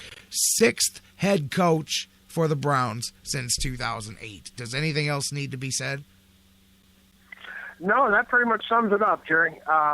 It's been a real revolving door, and it'll be interesting to see. I think there are still 3 head coaches that are receiving paychecks every 2 weeks from the Cleveland Browns. No doubt. And of course, we know that Butch Davis walked out of town with a check for $12 million in his pocket when he left. No joke. And they're going to look long term and not short term, and I think we just have to expect that next year is going to be a tough year, and I don't know how much help you can get in one draft and in one free agent period. We know that they don't have an intention, at least so they've said, to dabble much in the free agent waters. And to be honest, I wouldn't, because I've always believed that free agency is something that you can use it. I mean, obviously you grab a few players always every offseason, but big making moves, making waves, it doesn't really happen as much as people think in free agency. But when it does, still, it traditionally is the better move for a team that's built a base through the draft, and they've got a squad, and they're complementing or they're picking up final pieces in free agency. Then free agency could really be your friend, but it's not going to help you to sign a guy for 2 or 3 years at the end of his career, even if he's got a good 2 years left, if you're not going to be competitive for 3 years. Well, and, you by definition, you're overpaying. Absolutely. You have to overpay to get them. The Browns in recent years have at least gone the route of we're not going to go after free agents that are 30 years and over. Well, no, I disagree. I think they did that at first. There were a couple, Dansby probably being one, but Dansby, I think that's a free agent signing that paid off in spades. The guy was great this year. Actually, Farmer went in reverse. It was Banner that really kind of set we're not going for anybody over 30. That's why he cut bait so quick on Dion Lewis. That's why he went the way he did with several decisions. And then Farmer came in, and like you said, he all of a sudden kind of went the opposite. Brought in Dansby, brought in Whitner, a couple of other guys that were older free agents. Bo, obviously, yeah. Prior to that, Kruger was a younger guy, Tremont Williams, a little bit of a younger guy. But still, they were veteran players. They're just trying to get them before they got over that peak of their careers. And obviously, I hope they continue to do that and just play it smart. But they've already announced their intention not to really think that that's the way they're going to go. And in fact, warning their fans and ticket holders that it's going to be a long-term approach as opposed to the other way around. But the first block, at least, is in place here with the head coach. It has been officially signed. Hue Jackson, the new head coach of the Browns. I think it's a good step. They definitely could have done much worse than this here, and hopefully it's the first of many steps to come, because the fans deserve it, man. That's for sure. And you got to think again. I'm very interested to hear this press conference, because I know that there's going to be some questions thrown at him, like, "Hey, what exactly did they offer you to get you to agree to this here? Because you had options elsewhere." And I'm very interested to see what they come up with as far as an explanation for how this organizational flow chart is going to go. Yeah, and I'm in agreement with you that. The difference between, like you said, what's different today than the situation yesterday, and you've got to believe that it had to do something to do with, hey, wait a minute, the structure you've got in mind isn't going to be quite right for me, and you make this or that concession to me in terms of control, then we have a deal. So that will be, I'm sure, the questions that will be first asked, and hopefully we get some answers that just aren't boilerplate. I'm going to tell you what, and this is nothing that I've even heard rumored, but I was joking with some friends when we were talking about this over the weekend. I said, if I'm whoever and the Browns are trying to hire me, it doesn't matter if I got 50 options, if I've got none, I want and you need to buy yourself time. It's not about collecting a paycheck for nothing. It's knowing that you're going to have time. After watching the way these last couple coaches have not had more than a year, 2 tops to get things going, I would have built in I would have wanted a balloon payment in my contract that says if I'm let go before year 3, I get some ridiculous number, $5-10 million payoff or something like that. Something that gives you an incentive to give me 3 freaking years to get my feet into this thing. You know what I mean? Oh, I don't think there's any doubt. And I would bet right now that we will have 3 years of Hue Jackson bare minimum. Have to. You have to, because otherwise, I don't even want to consider the alternative, because it is item 1 on the list of things that need to happen. You need to give the guy a shot, and who knows what. Hopefully, we'll find out fairly shortly. Did you say the press conference was 2:00? Oh, is that what time they announced? I know it's coming here. I don't know if that was the official time. I wasn't sure if I heard you say a time or not. I was just going to make sure I zero in on that. But no, as a matter of fact, let me see if I got an email from the Browns while we're talking here with the announcement of the official press conference, and I'll let you know that in a second. Yeah, I don't have enough time here yet from them. It just said this afternoon, so. Oh, okay. Yeah, that'll be interesting, and hopefully this will, Browns fans, here, like we're full of never-ending hope, and this will give a shot of adrenaline to the fans, and even if they don't have any real reason to think it'll be any different than before, just the experience alone is enough to get my attention, and the aggressiveness of going out and getting their guy, and it was a guy that had options, obviously, and the New York Giants is not they're a storied franchise, and he would be walking into a situation where he didn't have to worry about who was going to be playing quarterback for him.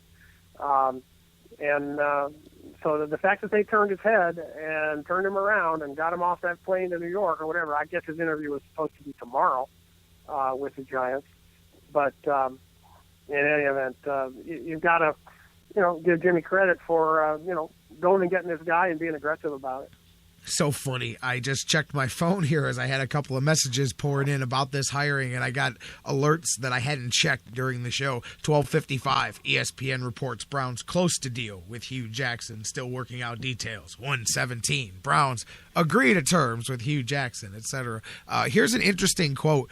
This popped up on my timeline here. Cole Harvey from ESPN said, Hue Jackson's hiring is a huge win for Cleveland. Browns are getting a no-nonsense head coach who still knows how to relate to the players. He'll say the things the fans want to hear, and he will be accountable when things go wrong. He's also great to deal with from a reporter standpoint, so the Cleveland media should enjoy having him around. And that's something else, by the way, as they talk about his ability to relate to players. And I was going to bring this up. I actually had a whole Hue Jackson conversation I wanted to have with you anyway, just as a potential candidate, so it kind of fits right in here. But he comes from some harsh upbringing. I mean, he came from Los Angeles. He came from the streets. He came from the same environment that many of these players that he's going to be in charge of, that are under his care, are also used to or coming from. So he can really relate to a lot of the players around the NFL. And I think that is key, too, to when you really get guys to really not just buy into you, but believe that you are looking out for what's best for them because you've been through what they've been through. Sometimes guys can't relate to certain coaches, but he's one that the majority of his players say they absolutely can because he's one of them. Yeah, School of Hard Knocks kind of graduate. There's a tweet here I'm looking at from Michael Silver, that Hue Jackson become the head coach of the Cleveland Browns, and the quote from Hue Jackson is, quote, "They made me feel comfortable." So whatever, it wasn't obviously an awkward type situation. Sat down with Jimmy, with Sashi Brown, and I'm sure DePodesta too, and they made him feel warm and fuzzy. So more power to him. And if I'm DePodesta, my last words with Jimmy before we embarked on this head coaching search was, Jimmy, make sure you find your guy, because whoever we hire, he's here for 3 years, 4 years, however long. Make sure this is your guy, because I don't care if you like him or not 12 months from now, he's still going to be your coach, because you hired me to set the structure. And our structure is that we don't fire our head coaches after 1 or 2 seasons. So whatever you got to do, make sure that you like this guy, because he's yours for a while. Yeah, I'm sure that was part of the conversation. And I'm sure, and like I said, nobody knows that better than Jimmy Haslam. I'm convinced. You're right. He has to know. He, after all, worked in was a part owner of the Pittsburgh Steelers. I don't think anybody needs to tell him about the value of continuity and stability in the front office. No, what they just had to tell him was how hard it was to get there and to show the patience to do it, because saying it and watching other people, like Jimmy said, he said, hey, everybody says, well, you should know this stuff. You came from Pittsburgh. He said it's a hell of a lot different showing up on Sundays in the owner's box and hanging out and watching the game than it is when it's your team and you're in charge of everything. And so, for as much as we joke about the guy and whatever, that's part of it too. I mean, hell, that's all stuff you got to – trust me, I'm sure that every day that goes by, he learns another trick. And, for all the talk that it's a boys club, all these NFL owners, and it's this, like it's the yacht club, and they all just hang out and drink cognac together and get over on the world with their billions of dollars, they're all getting over on each other, too. And if you think that they all were lined up to help Jimmy Haslam, I mean, you're wrong there, too. I mean, he's definitely learning as he goes, and he's swimming with the sharks as far as other owners, too. Who knows what bad advice he's gotten behind the scenes maybe that's why he went on his tour of good franchises. He said, man, my first year, I keep getting calls from these guys I don't know saying, hey, Jimmy, here's what you need to do. Here's what you need to do. He said, I got to figure out who to listen to. You know what I mean? Don't think that everybody. Yeah. One thing I was wondering yesterday, talking about the Lodge brothers and the Good Old Boys Network, how about Jimmy, who declines to go to the owners meeting and sends D? Yeah, he sent his wife to the owners meeting. His wife, yeah. I mean, how did that go down in the hallowed halls of the NFL owners meeting? Well, and obviously she's his wife, his partner. She's part owner of the Cleveland Browns or whatever. But I really did wonder about how that went down. There's a difference. Jimmy can't make it. But here's my wife. Have her cast a vote, and she knows what our thinking is on these relocation issues. And I don't know. I wonder how that played. It shouldn't be a big problem, but you just wonder how the rest of the 31 boys took a look at that. No, I'll tell you what. Think of the difference from 30 years ago, too. Pat Modell was allowed to pick the paneling and the wallpaper for the inside of the suites when Art Modell redid the stadium. Jimmy Haslam sent his wife to the owners' meeting and said, look, you go handle that relocation thing. I'm going to go find us a coach so that we don't have to do this again. So that you gotta wonder how some of those old stodgy owners looked at that like, what? Jimmy didn't even come to the meeting? What the hell is this, man? And he's sending who? Yeah, like that. What's that progressive? The new one with Flo, the commercial that's on TV where they use the old 50s commercial where the wives don't have jobs and the guy's doing one of those old 50s commercials and she's like, are you serious? Today's day and age? But anyway, so hey, I'm excited because Lord knows it's better than not being excited about the Browns, and we'll just have to see what they do next and where things go from here. I guess the next step is who's going to be the I don't know, you would call him general manager, player personnel guy, whatever. I guess that's the next shoe that'll fall, as well as that and defensive coordinator, yeah. Yeah, getting your coordinators together, and then you know what though? It's literally right around the corner, draft time. Like no more joking about talking about the draft early. Now that they've moved it back to regular time, what are we? 2 months away from the draft or something like that? Yeah, more like 3, but still. Yeah. Oh, is it 3? Yeah. You're right. It goes by in a heartbeat, and the combine comes up in the middle of February, and that's fun. Be talking about that here before you know it. For sure. Hey, before I let you go, real quick, did you stay up late and watch that Cavs game last night? Oh, I sure did, and like you, and I was going to talk about Iman Shumpert, whether you did or not, because man, the guy just keeps making a bigger fan of me every time I watch him play. He's now obviously healthy. I guess he had a little bit of a tweak of that groin earlier this season, but man, oh man, when that guy's on the court, not only is he a threat to just take it to the rack, which he did a number of times. He missed a layup late in the game that probably should have fallen for him, but the guy is a scorer as well as being one of the better defenders going. But 3 times from the last 5 minutes of regulation and into the overtime, no less than 3 times, he came up with crucial steals. Yeah. We talked about that. I think I saw he had 3 steals in the statistics, but a lot of times... all in the last stretch. All at the end. All of them. Yeah, he takes it away from Dirk. He took it away with the possibility of getting a ball tied up in overtime. Well, I guess the last steal he made was when we had that 4-point lead after the Kyrie three-pointer. But, basically sealed the game and pretty much single-handedly with his quick hands 3 times in the last 10 minutes of clock time in the game, counting the overtime, just made crucial steals and knocked the ball away. And I wonder sometimes, and I think we've talked about it before, who when they keep statistics on steals, I mean, Iman Shumpert, I think, gets screwed out of a lot of steals because he doesn't end up with the basketball. It's who picks up the ball that gets the steal. It's who picks up the ball that gets the steal. But, I mean, I would bet that he's got twice the steals that he gets credit for because he smacks the ball away from people and someone else comes up with it. His hands are sick. They're so quick. I know. They are amazing. And I thought he was going to get the call. I mean, usually on your home court, Dirk Nowitzki gets that call. You know, because the first swipe was a foul. Do you agree? I thought the first swipe on Dirk was a foul. You mean where he was up in his face with it? Yeah, and he swung the left hand, and he totally slapped his hands. And then when Dirk brings the ball over to the right side, that's when Shump got the strip. With his right hand, yeah. I thought either one of them, you know, home court, star player. You get the foul call, close game, you're going to get that call. But then again, you know, talk about the calls, and LeBron will whine quite a bit, but man, he was rightfully whining last night. He should have gotten a couple of calls. That and one. How was that not a dunk on that one where he gets all bodied up? That was ridiculous. I thought last year that maybe it was David Blatt paying his NBA dues, not getting the kinds of calls. And, you know, he needs to earn some respect with officials, and I think he's gone a long way towards doing that. But you know, LeBron, and the other thing I thought I'd mention to you about the Cavs game was clearly David Blatt is now fully on board with it's crunch time, I need a bucket. LeBron, take it to the hole. You know, like you said earlier, forget, you know, drawing up a play on your dry erase. He just went down a court and scored.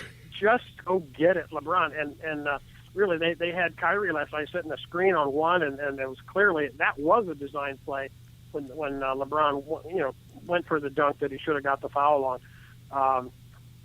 That was clearly drawn up, but in crunch time, I mean, even if you're going to design a play, let's design that one where LeBron goes right down Euclid. Okay, as AC would say. So don't outsmart yourself. It's coming around, and you know, Love had a kind of a quiet 15 and 11 or something, I think, and the big three was a double entendre last night. You had your big three all contributing, you know, keys to the win, and then you had Kyrie with the big three in crunch time when really iced the game. So yeah, these guys are fun to watch, and it's good when you have a 6-game road trip and you can go 4-0 out of the gate. Back to back doesn't get much tougher than back to back at San Antonio, at Houston. Hey, guess what? On back-to-back nights, so we'll. But it's going to be fun to watch tomorrow night. Earlier in the season, the Warriors did something no team's ever done before: 7-0 on a 7-game road trip. The Cavaliers are 2 games away from doing the same thing here on this road trip. Well, no, I thought that the Warriors lost the last game of that. Oh, you know what? You're right. They did lose the last game to Milwaukee. Yeah, and is this not a 6-game road trip? I mean, they're 4-0. They got 2 more, and then they come home. You are right. Golden State's at home. Golden State's at home. And then it's one at home, and they're right back on the road. So it's like 8 of 9 or something like that. Then they go to Brooklyn. Go to Brooklyn, and then they've got a string of home games after that. It's because of the Disney on Ice has got the queue locked up for 2 weeks. Right. No, that's what it is. They've got it used to be the circus, and now it's Disney on Ice. It's always that 2-week stretch at the beginning of January. The Cavs and the Monsters get kicked out of the queue for a couple of weeks. So right. But dude, the defense down the stretch, not just individual with Shump, but the whole team defense, they were switching and rotating, and they forced those couple last possessions of regulation for Dallas where they had to use every second of the 24-second clock. They had to pass it 5, 6, 7, 8 times to try to find an open shot, and the Cavs just stretched that defense out and made them even when they made, I mentioned that one that they made after the Cavs played such great defense to where Blatt just goes, hey, you can't even be mad. Like, that was excellent defense. They just made the shot, but they made Dallas work so hard. The guy was there, right place, right time to get that foot back. Right, but I mean, they made Dallas work so hard for everything down the stretch. No doubt about it. Yeah, it's awfully much fun to watch these guys, and the next couple of nights tomorrow and Friday, the back-to-back is going to be great. And then we come back for the Warriors at home. And, it's got to be, if the Cavs go 0-3 in those 3 games, which I don't think they will, they've still proven their mettle going on the road, winning these first 4 games. And if we win one of the next three, you're in nice shape. And I got a feeling we're going to get 2 out of 3. And as long as they beat the Warriors back home, I'll be happy with whatever outcome we have. Man, Dan Wismar, I hate to end this conversation on a bummer of a note, but since you and I talk college football so much, just coming in here, Lawrence Phillips, the former Nebraska running back who was in prison for murder, was drafted by the St. Louis Rams, found dead this morning in his prison cell of a suspected suicide. The authorities are saying they believe he committed a suicide this morning. Lawrence Phillips, there's one of those talent just thrown away by a wasted person there. Well, Lawrence Phillips could have been so much. Instead, he turned out to be nothing but a giant waste of talent, and ended up in prison for life, and now he's took his own life. But do you remember when he was running wild? What was that? Was that early 90s? Absolutely. Yeah. And he was a Derrick Henry type talent. He was. He was just a big, bruising running back with speed and all the, even at the college level, he was, how they say, troubled. Yes. He was always kind of running afoul of the law, and I guess it had some discipline issues even at the high school level. But so he was never, he wasn't a guy that came into college and then turned bad. I mean, even his pro career, I think his pro career almost completely washed out. I want to say he went with the Rams. Is that right? The Rams drafted him. I remember that. That's what I'm thinking. But he was their first. You're right. Wasn't he their first draft pick when they moved from L.A.? He may have been like their first draft pick. May have been, but wasted is the appropriate word there for Lawrence Phillips. That's a talent wasted. And now, obviously, a life ended too soon. But you can have a little bit of empathy for a guy that's in prison for life who decides that it might not be worth living. But that's tough to hear. But he was a guy that was on that downhill skid really ever since he was in started college. I mean, you know what? I think he knew. I think he kind of knew what was going on. I don't know if people realize that, but while he was in prison, we mentioned this on the show last year when it happened, but he ended up being accused of murdering his cellmate that was bunked with him in prison. Now that you mentioned it, I do recall hearing that. And he's on trial for it right now. And it looked like, matter of fact, I think that may be a timing reason for this, because I think he was either found guilty or it was close to the end of the trial, and he was going to go from life in prison to the death penalty. If he was convicted, he was going to get the death penalty for that, and then he would have. It would have been the end of the road anyway. So apparently that might have been what it was. But it's hey, it is what it is. But that popped up right as I was getting ready to say goodbye, and I said, hey man, let me mention this with Dan, because it was 1993, I believe, was when he was drafted into the NFL, and he didn't last more than a year or two. Wow, here's as things pop up. Dan Graziano from ESPN pops up. The hiring of Hue Jackson as coach of the Browns guarantees the end of Johnny Manziel in Cleveland, a source told Don Graziano of ESPN, adding that the topic of Manziel was discussed specifically at length in meetings between Jackson and Browns ownership. In those discussions, Jackson indicated he would prefer the organization move on from Manziel if he were to become the head coach, and he was told that would absolutely not be a problem. So there you go. That's one of the negotiations. It was get rid of Manziel if you want me to come to Cleveland. A double dose of good news, Jerry. Wow, man. There you go. That's the way to end this conversation, man. Dan, you have a good one. Hey, we didn't even really get into it. NFL playoffs this weekend. Who do you got, man? A couple of big ones. Should be a lot of fun as you got the big four going at it. Kansas City, New England on Saturday.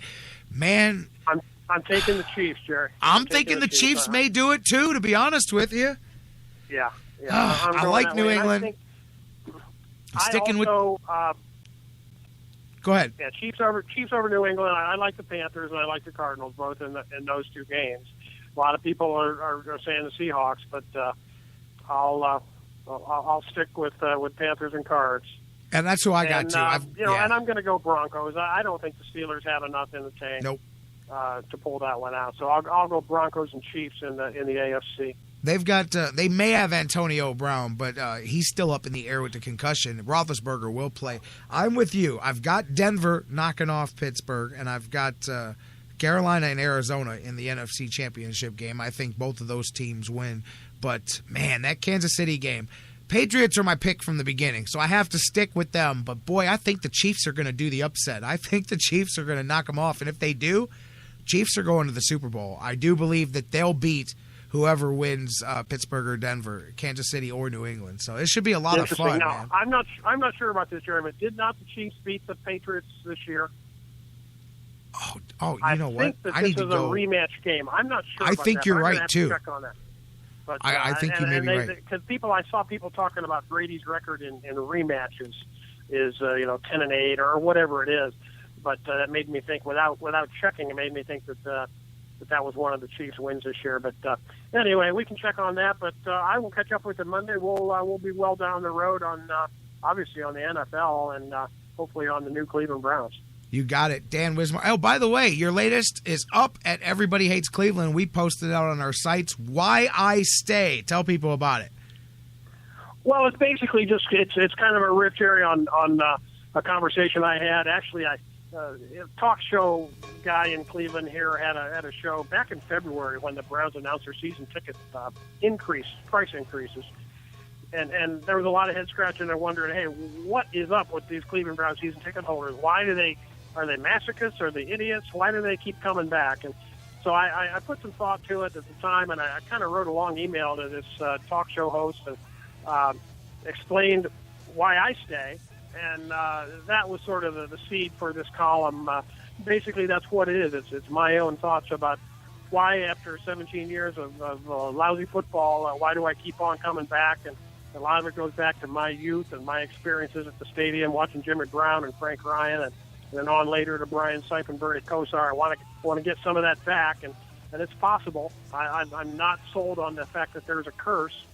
So it really is just about my own feelings and my own history and memories of the Cleveland Browns being good and wanting to get some more of that, and that's why I stick around. So that's basically why, after all this time, I keep going back, and there was just a chance to put some of that down, and that's what that column's all about. I appreciate you mentioning it. Make sure you guys check it out. And I just checked out the Patriots. They did not play the Chiefs this season. Those teams did not meet. So this will be the first time meeting there. Andy Reid going up against that Patriots defense. Should be interesting to see what happens there. Let's talk about all this on Monday. Cavaliers will be coming home, wrapping up that trip, and getting ready for Golden State. So Monday is going to be a lot of fun when we meet back here on the show. Sounds great, Jerry. It's always fun. Thanks a million. You got it. Dan Wismar. And as we said, make sure you check that out. EverybodyHatesCleveland.com. If you follow us on Facebook, Twitter, all that, his article has already been posted across all of our social media on The Sports Fix. Facebook.com/The Sports Fix. Twitter, as I drop things here, Twitter at The Sports Fix CLE. You can email us, thesportsfix@AOL.com. Let's take our final break. Do not go anywhere. We've got a bunch more to come when we get back. Johnny Manziel, we just mentioned him. Was he part of the negotiations here with Hue Jackson? We'll talk about him when we come back. Everybody's cutting him loose. LeBron, Nike, we'll talk about that. Bo Jackson, we mentioned him earlier in the show. Today is an anniversary there as well. Michael Jordan, couple of anniversaries. We'll bring up some of that stuff. Wrap things up. Don't go anywhere. Final segment of the Sports Fix coming up next.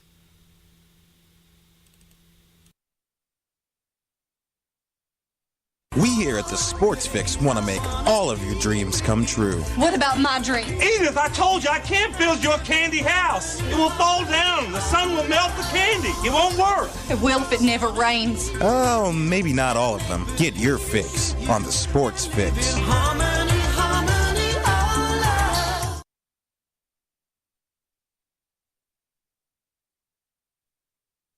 Portions of the Sports Fix brought to you by Harry Buffalo. Harry Buffalo, join the herd. Football season is party season at Harry Buffalo North Olmsted. And no matter who you root for, everyone wins at Harry Buffalo. Every Saturday is Coors Light College Football Saturday with $6 pitchers, 4 bottles for $10, and the Buckeyes in full HD. Every Sunday, all the Browns action with Bud Light beer specials and $10 hair of the dog pitchers. Hey, baby, let's go out there like a bunch of crazy dogs. That's some fun. Plus, every Monday night, catch the Monday Night Football action with some of your favorite Browns players. Football season is most definitely party season, and your headquarters is Harry Buffalo North Olmsted all winter long. Harry Buffalo, join the herd. Here we go, bring it on in. It's time now. It's our city. We got to do it for them, dog. We got to do it for Cleveland. They're waiting on us.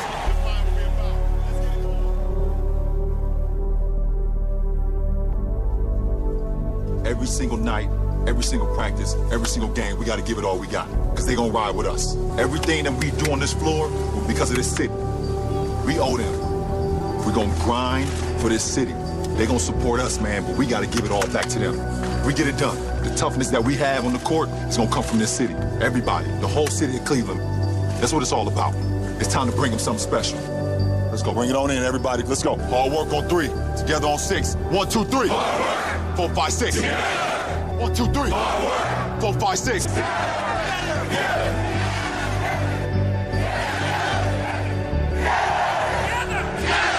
It's all us. Cleveland on 3. 1, 2, 3.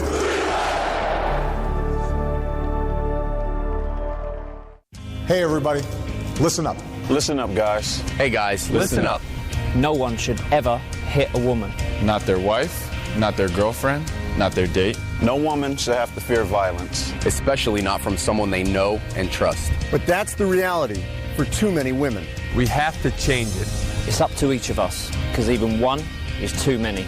Violence against women hurts all of us. Growing up, I was ashamed and afraid of my father when he abused my mom. The worst abuse of power is when a man raises his hand to hurt a woman. We all have to take responsibility. So if you see someone threatening a woman, step up, speak out, and get help. Dating violence hurts all of us. So step up and help end it.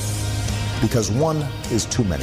One is too many. One is too many. One is too many. End the violence. Because it's wrong. Because one is too many.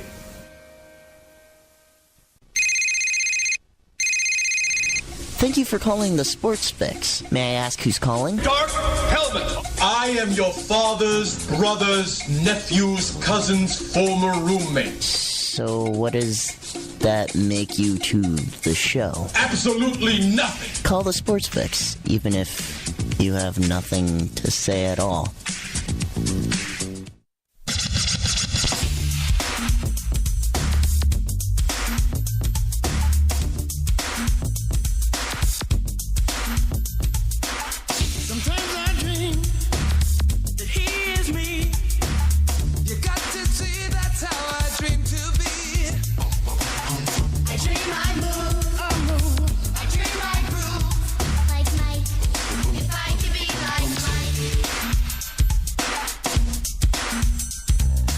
Welcome back to the Sports Fix Live. J-Rocc back with you, playing a little Be Like Mike, because I'll tell you what, time flies, man.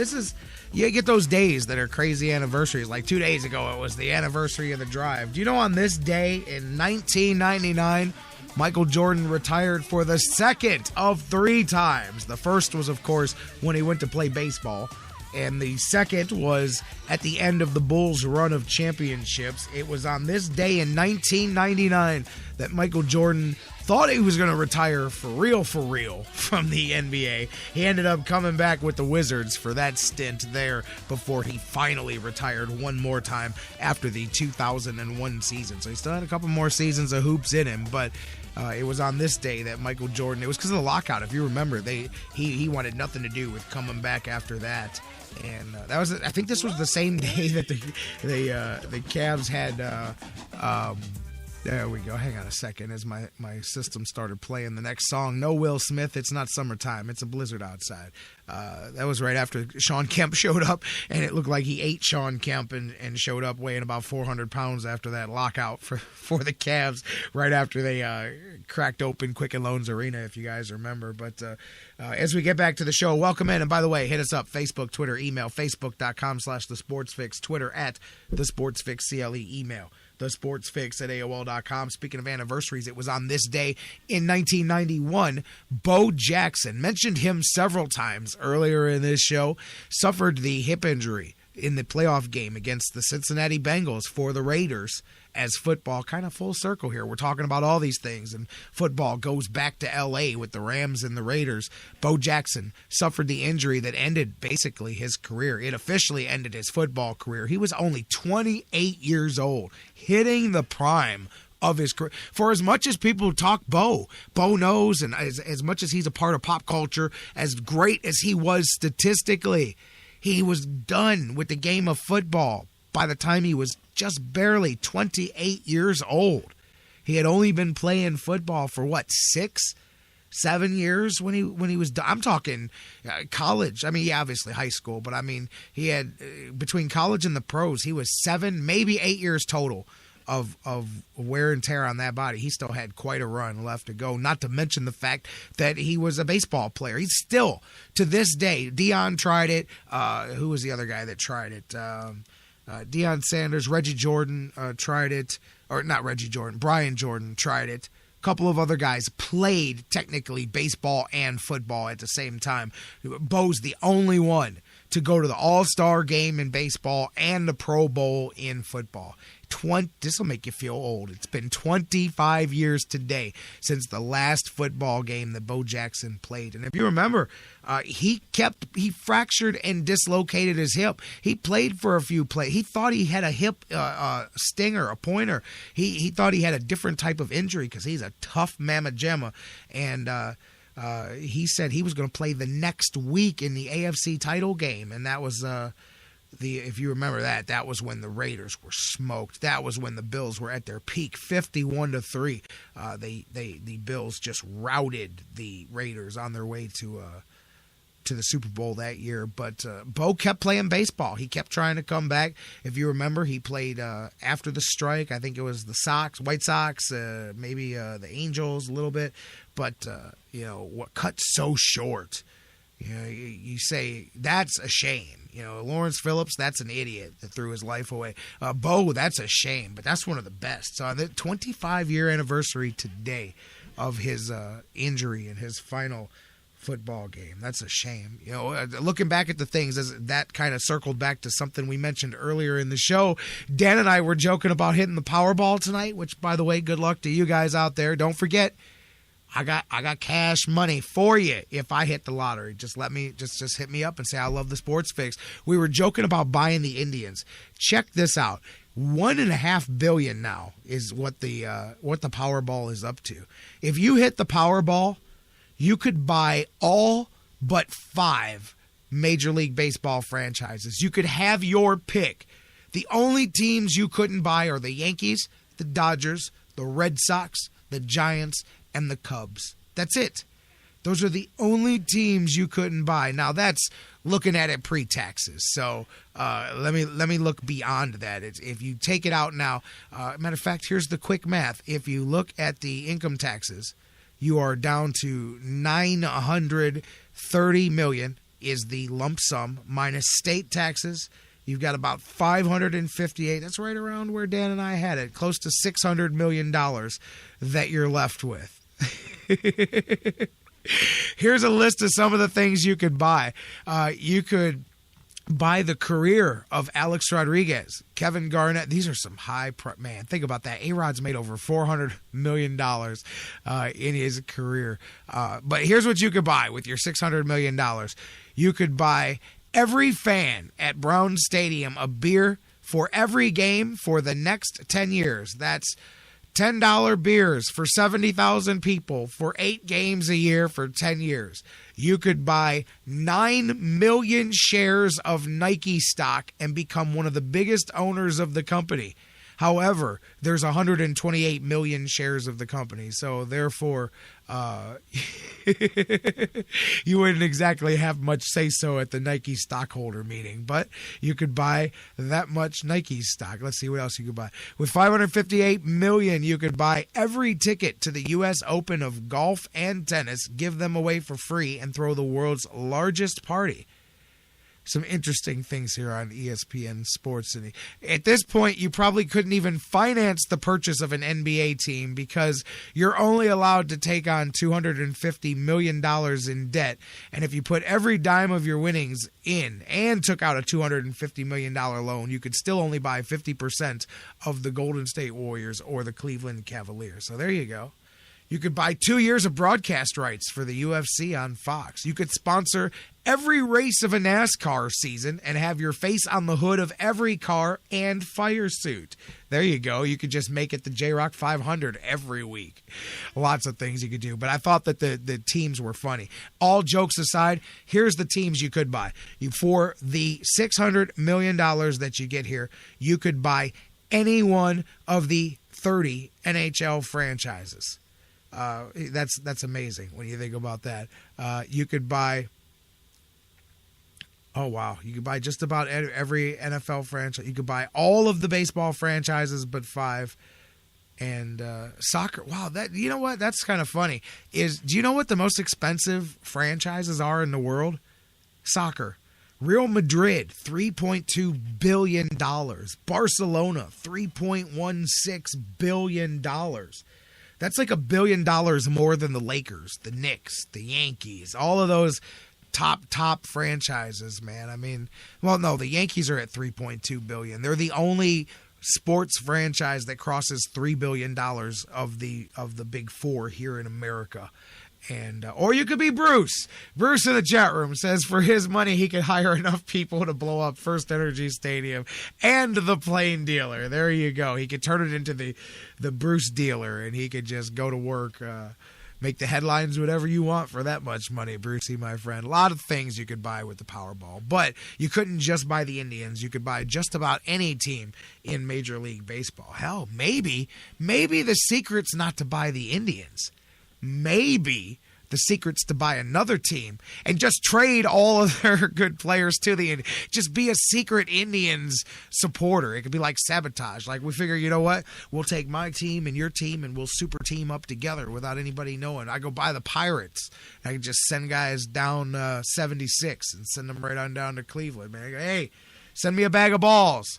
I'll send you that outfielder you want, you know. But anyways, a lot of things you could do, and I'll tell you what, we'll have some fun when we come back on Monday, counting down all the ways that we're going to spend that $1.5 billion that we win. And don't forget, I got $10,000 for you just because you were listening right now, just coming your way, because I am that kind of guy. Hey, let's as I look to close things up here, seriously, we get back on track, and it's kind of hard when you're fantasizing about what you're going to do with $1 billion.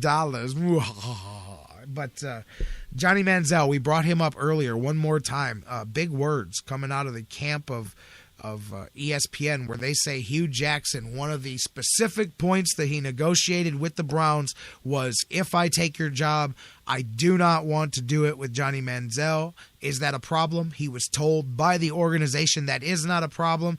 And so the hiring of Hue Jackson has signaled the official end of Johnny Manziel time in Cleveland. And I was going to talk about this anyway because that's a trend for the last few weeks. LeBron James cut him loose. His marketing firm cut him loose. And I was telling some guys last night, we were talking about this. I said, hey, because we were bringing up Nike, which was where I was going to go. Nike is on the verge of cutting Johnny Manziel loose from their huge money marketing campaign that they put behind Johnny Football just 2 years ago. And when corporate things like that are bailing, that's something to keep an eye on. But the LeBron thing, to me, for any of you guys out there that are holding on to the fact that Johnny Manziel's only problem was Cleveland, and I'm telling you, there are some fans out there that think that Cleveland is the media had it out for Johnny. They caused all of his problems, etc., etc., etc. I just want to stop you there and say this.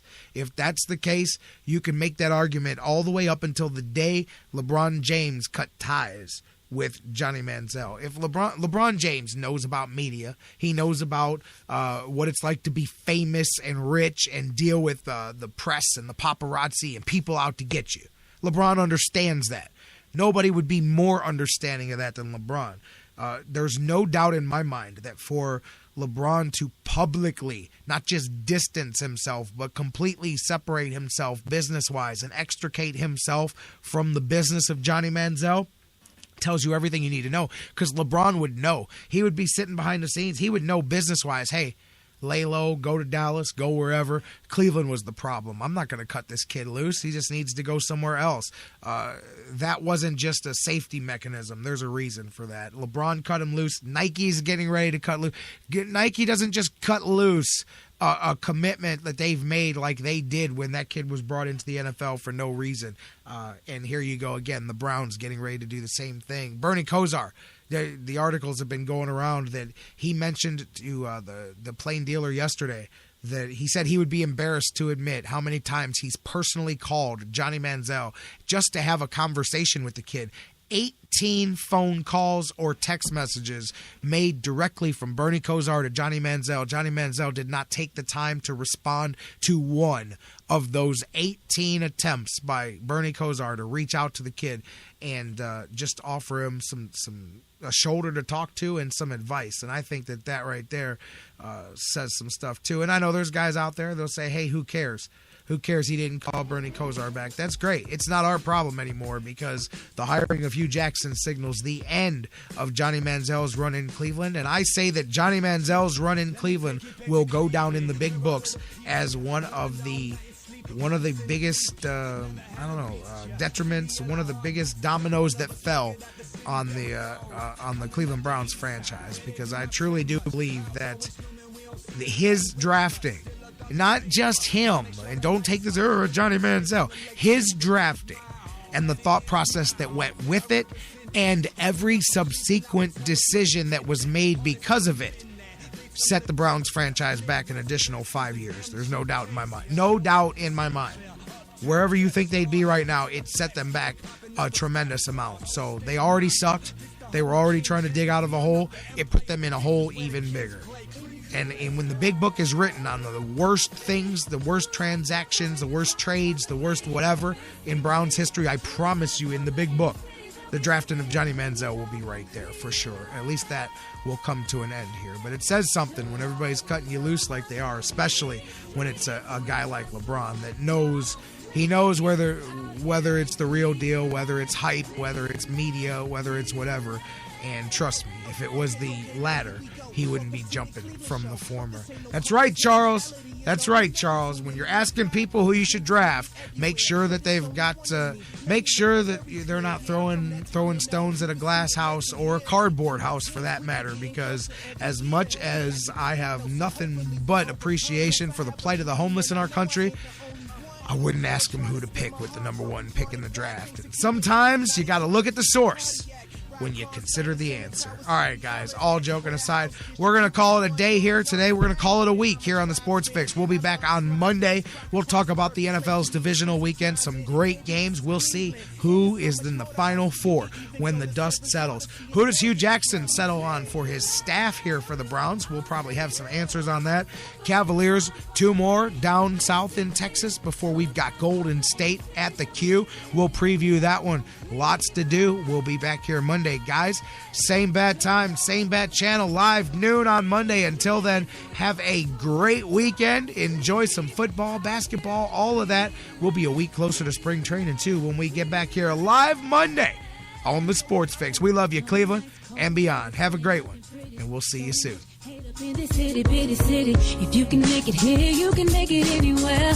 Put your hands up in the air, everybody say yeah, yeah.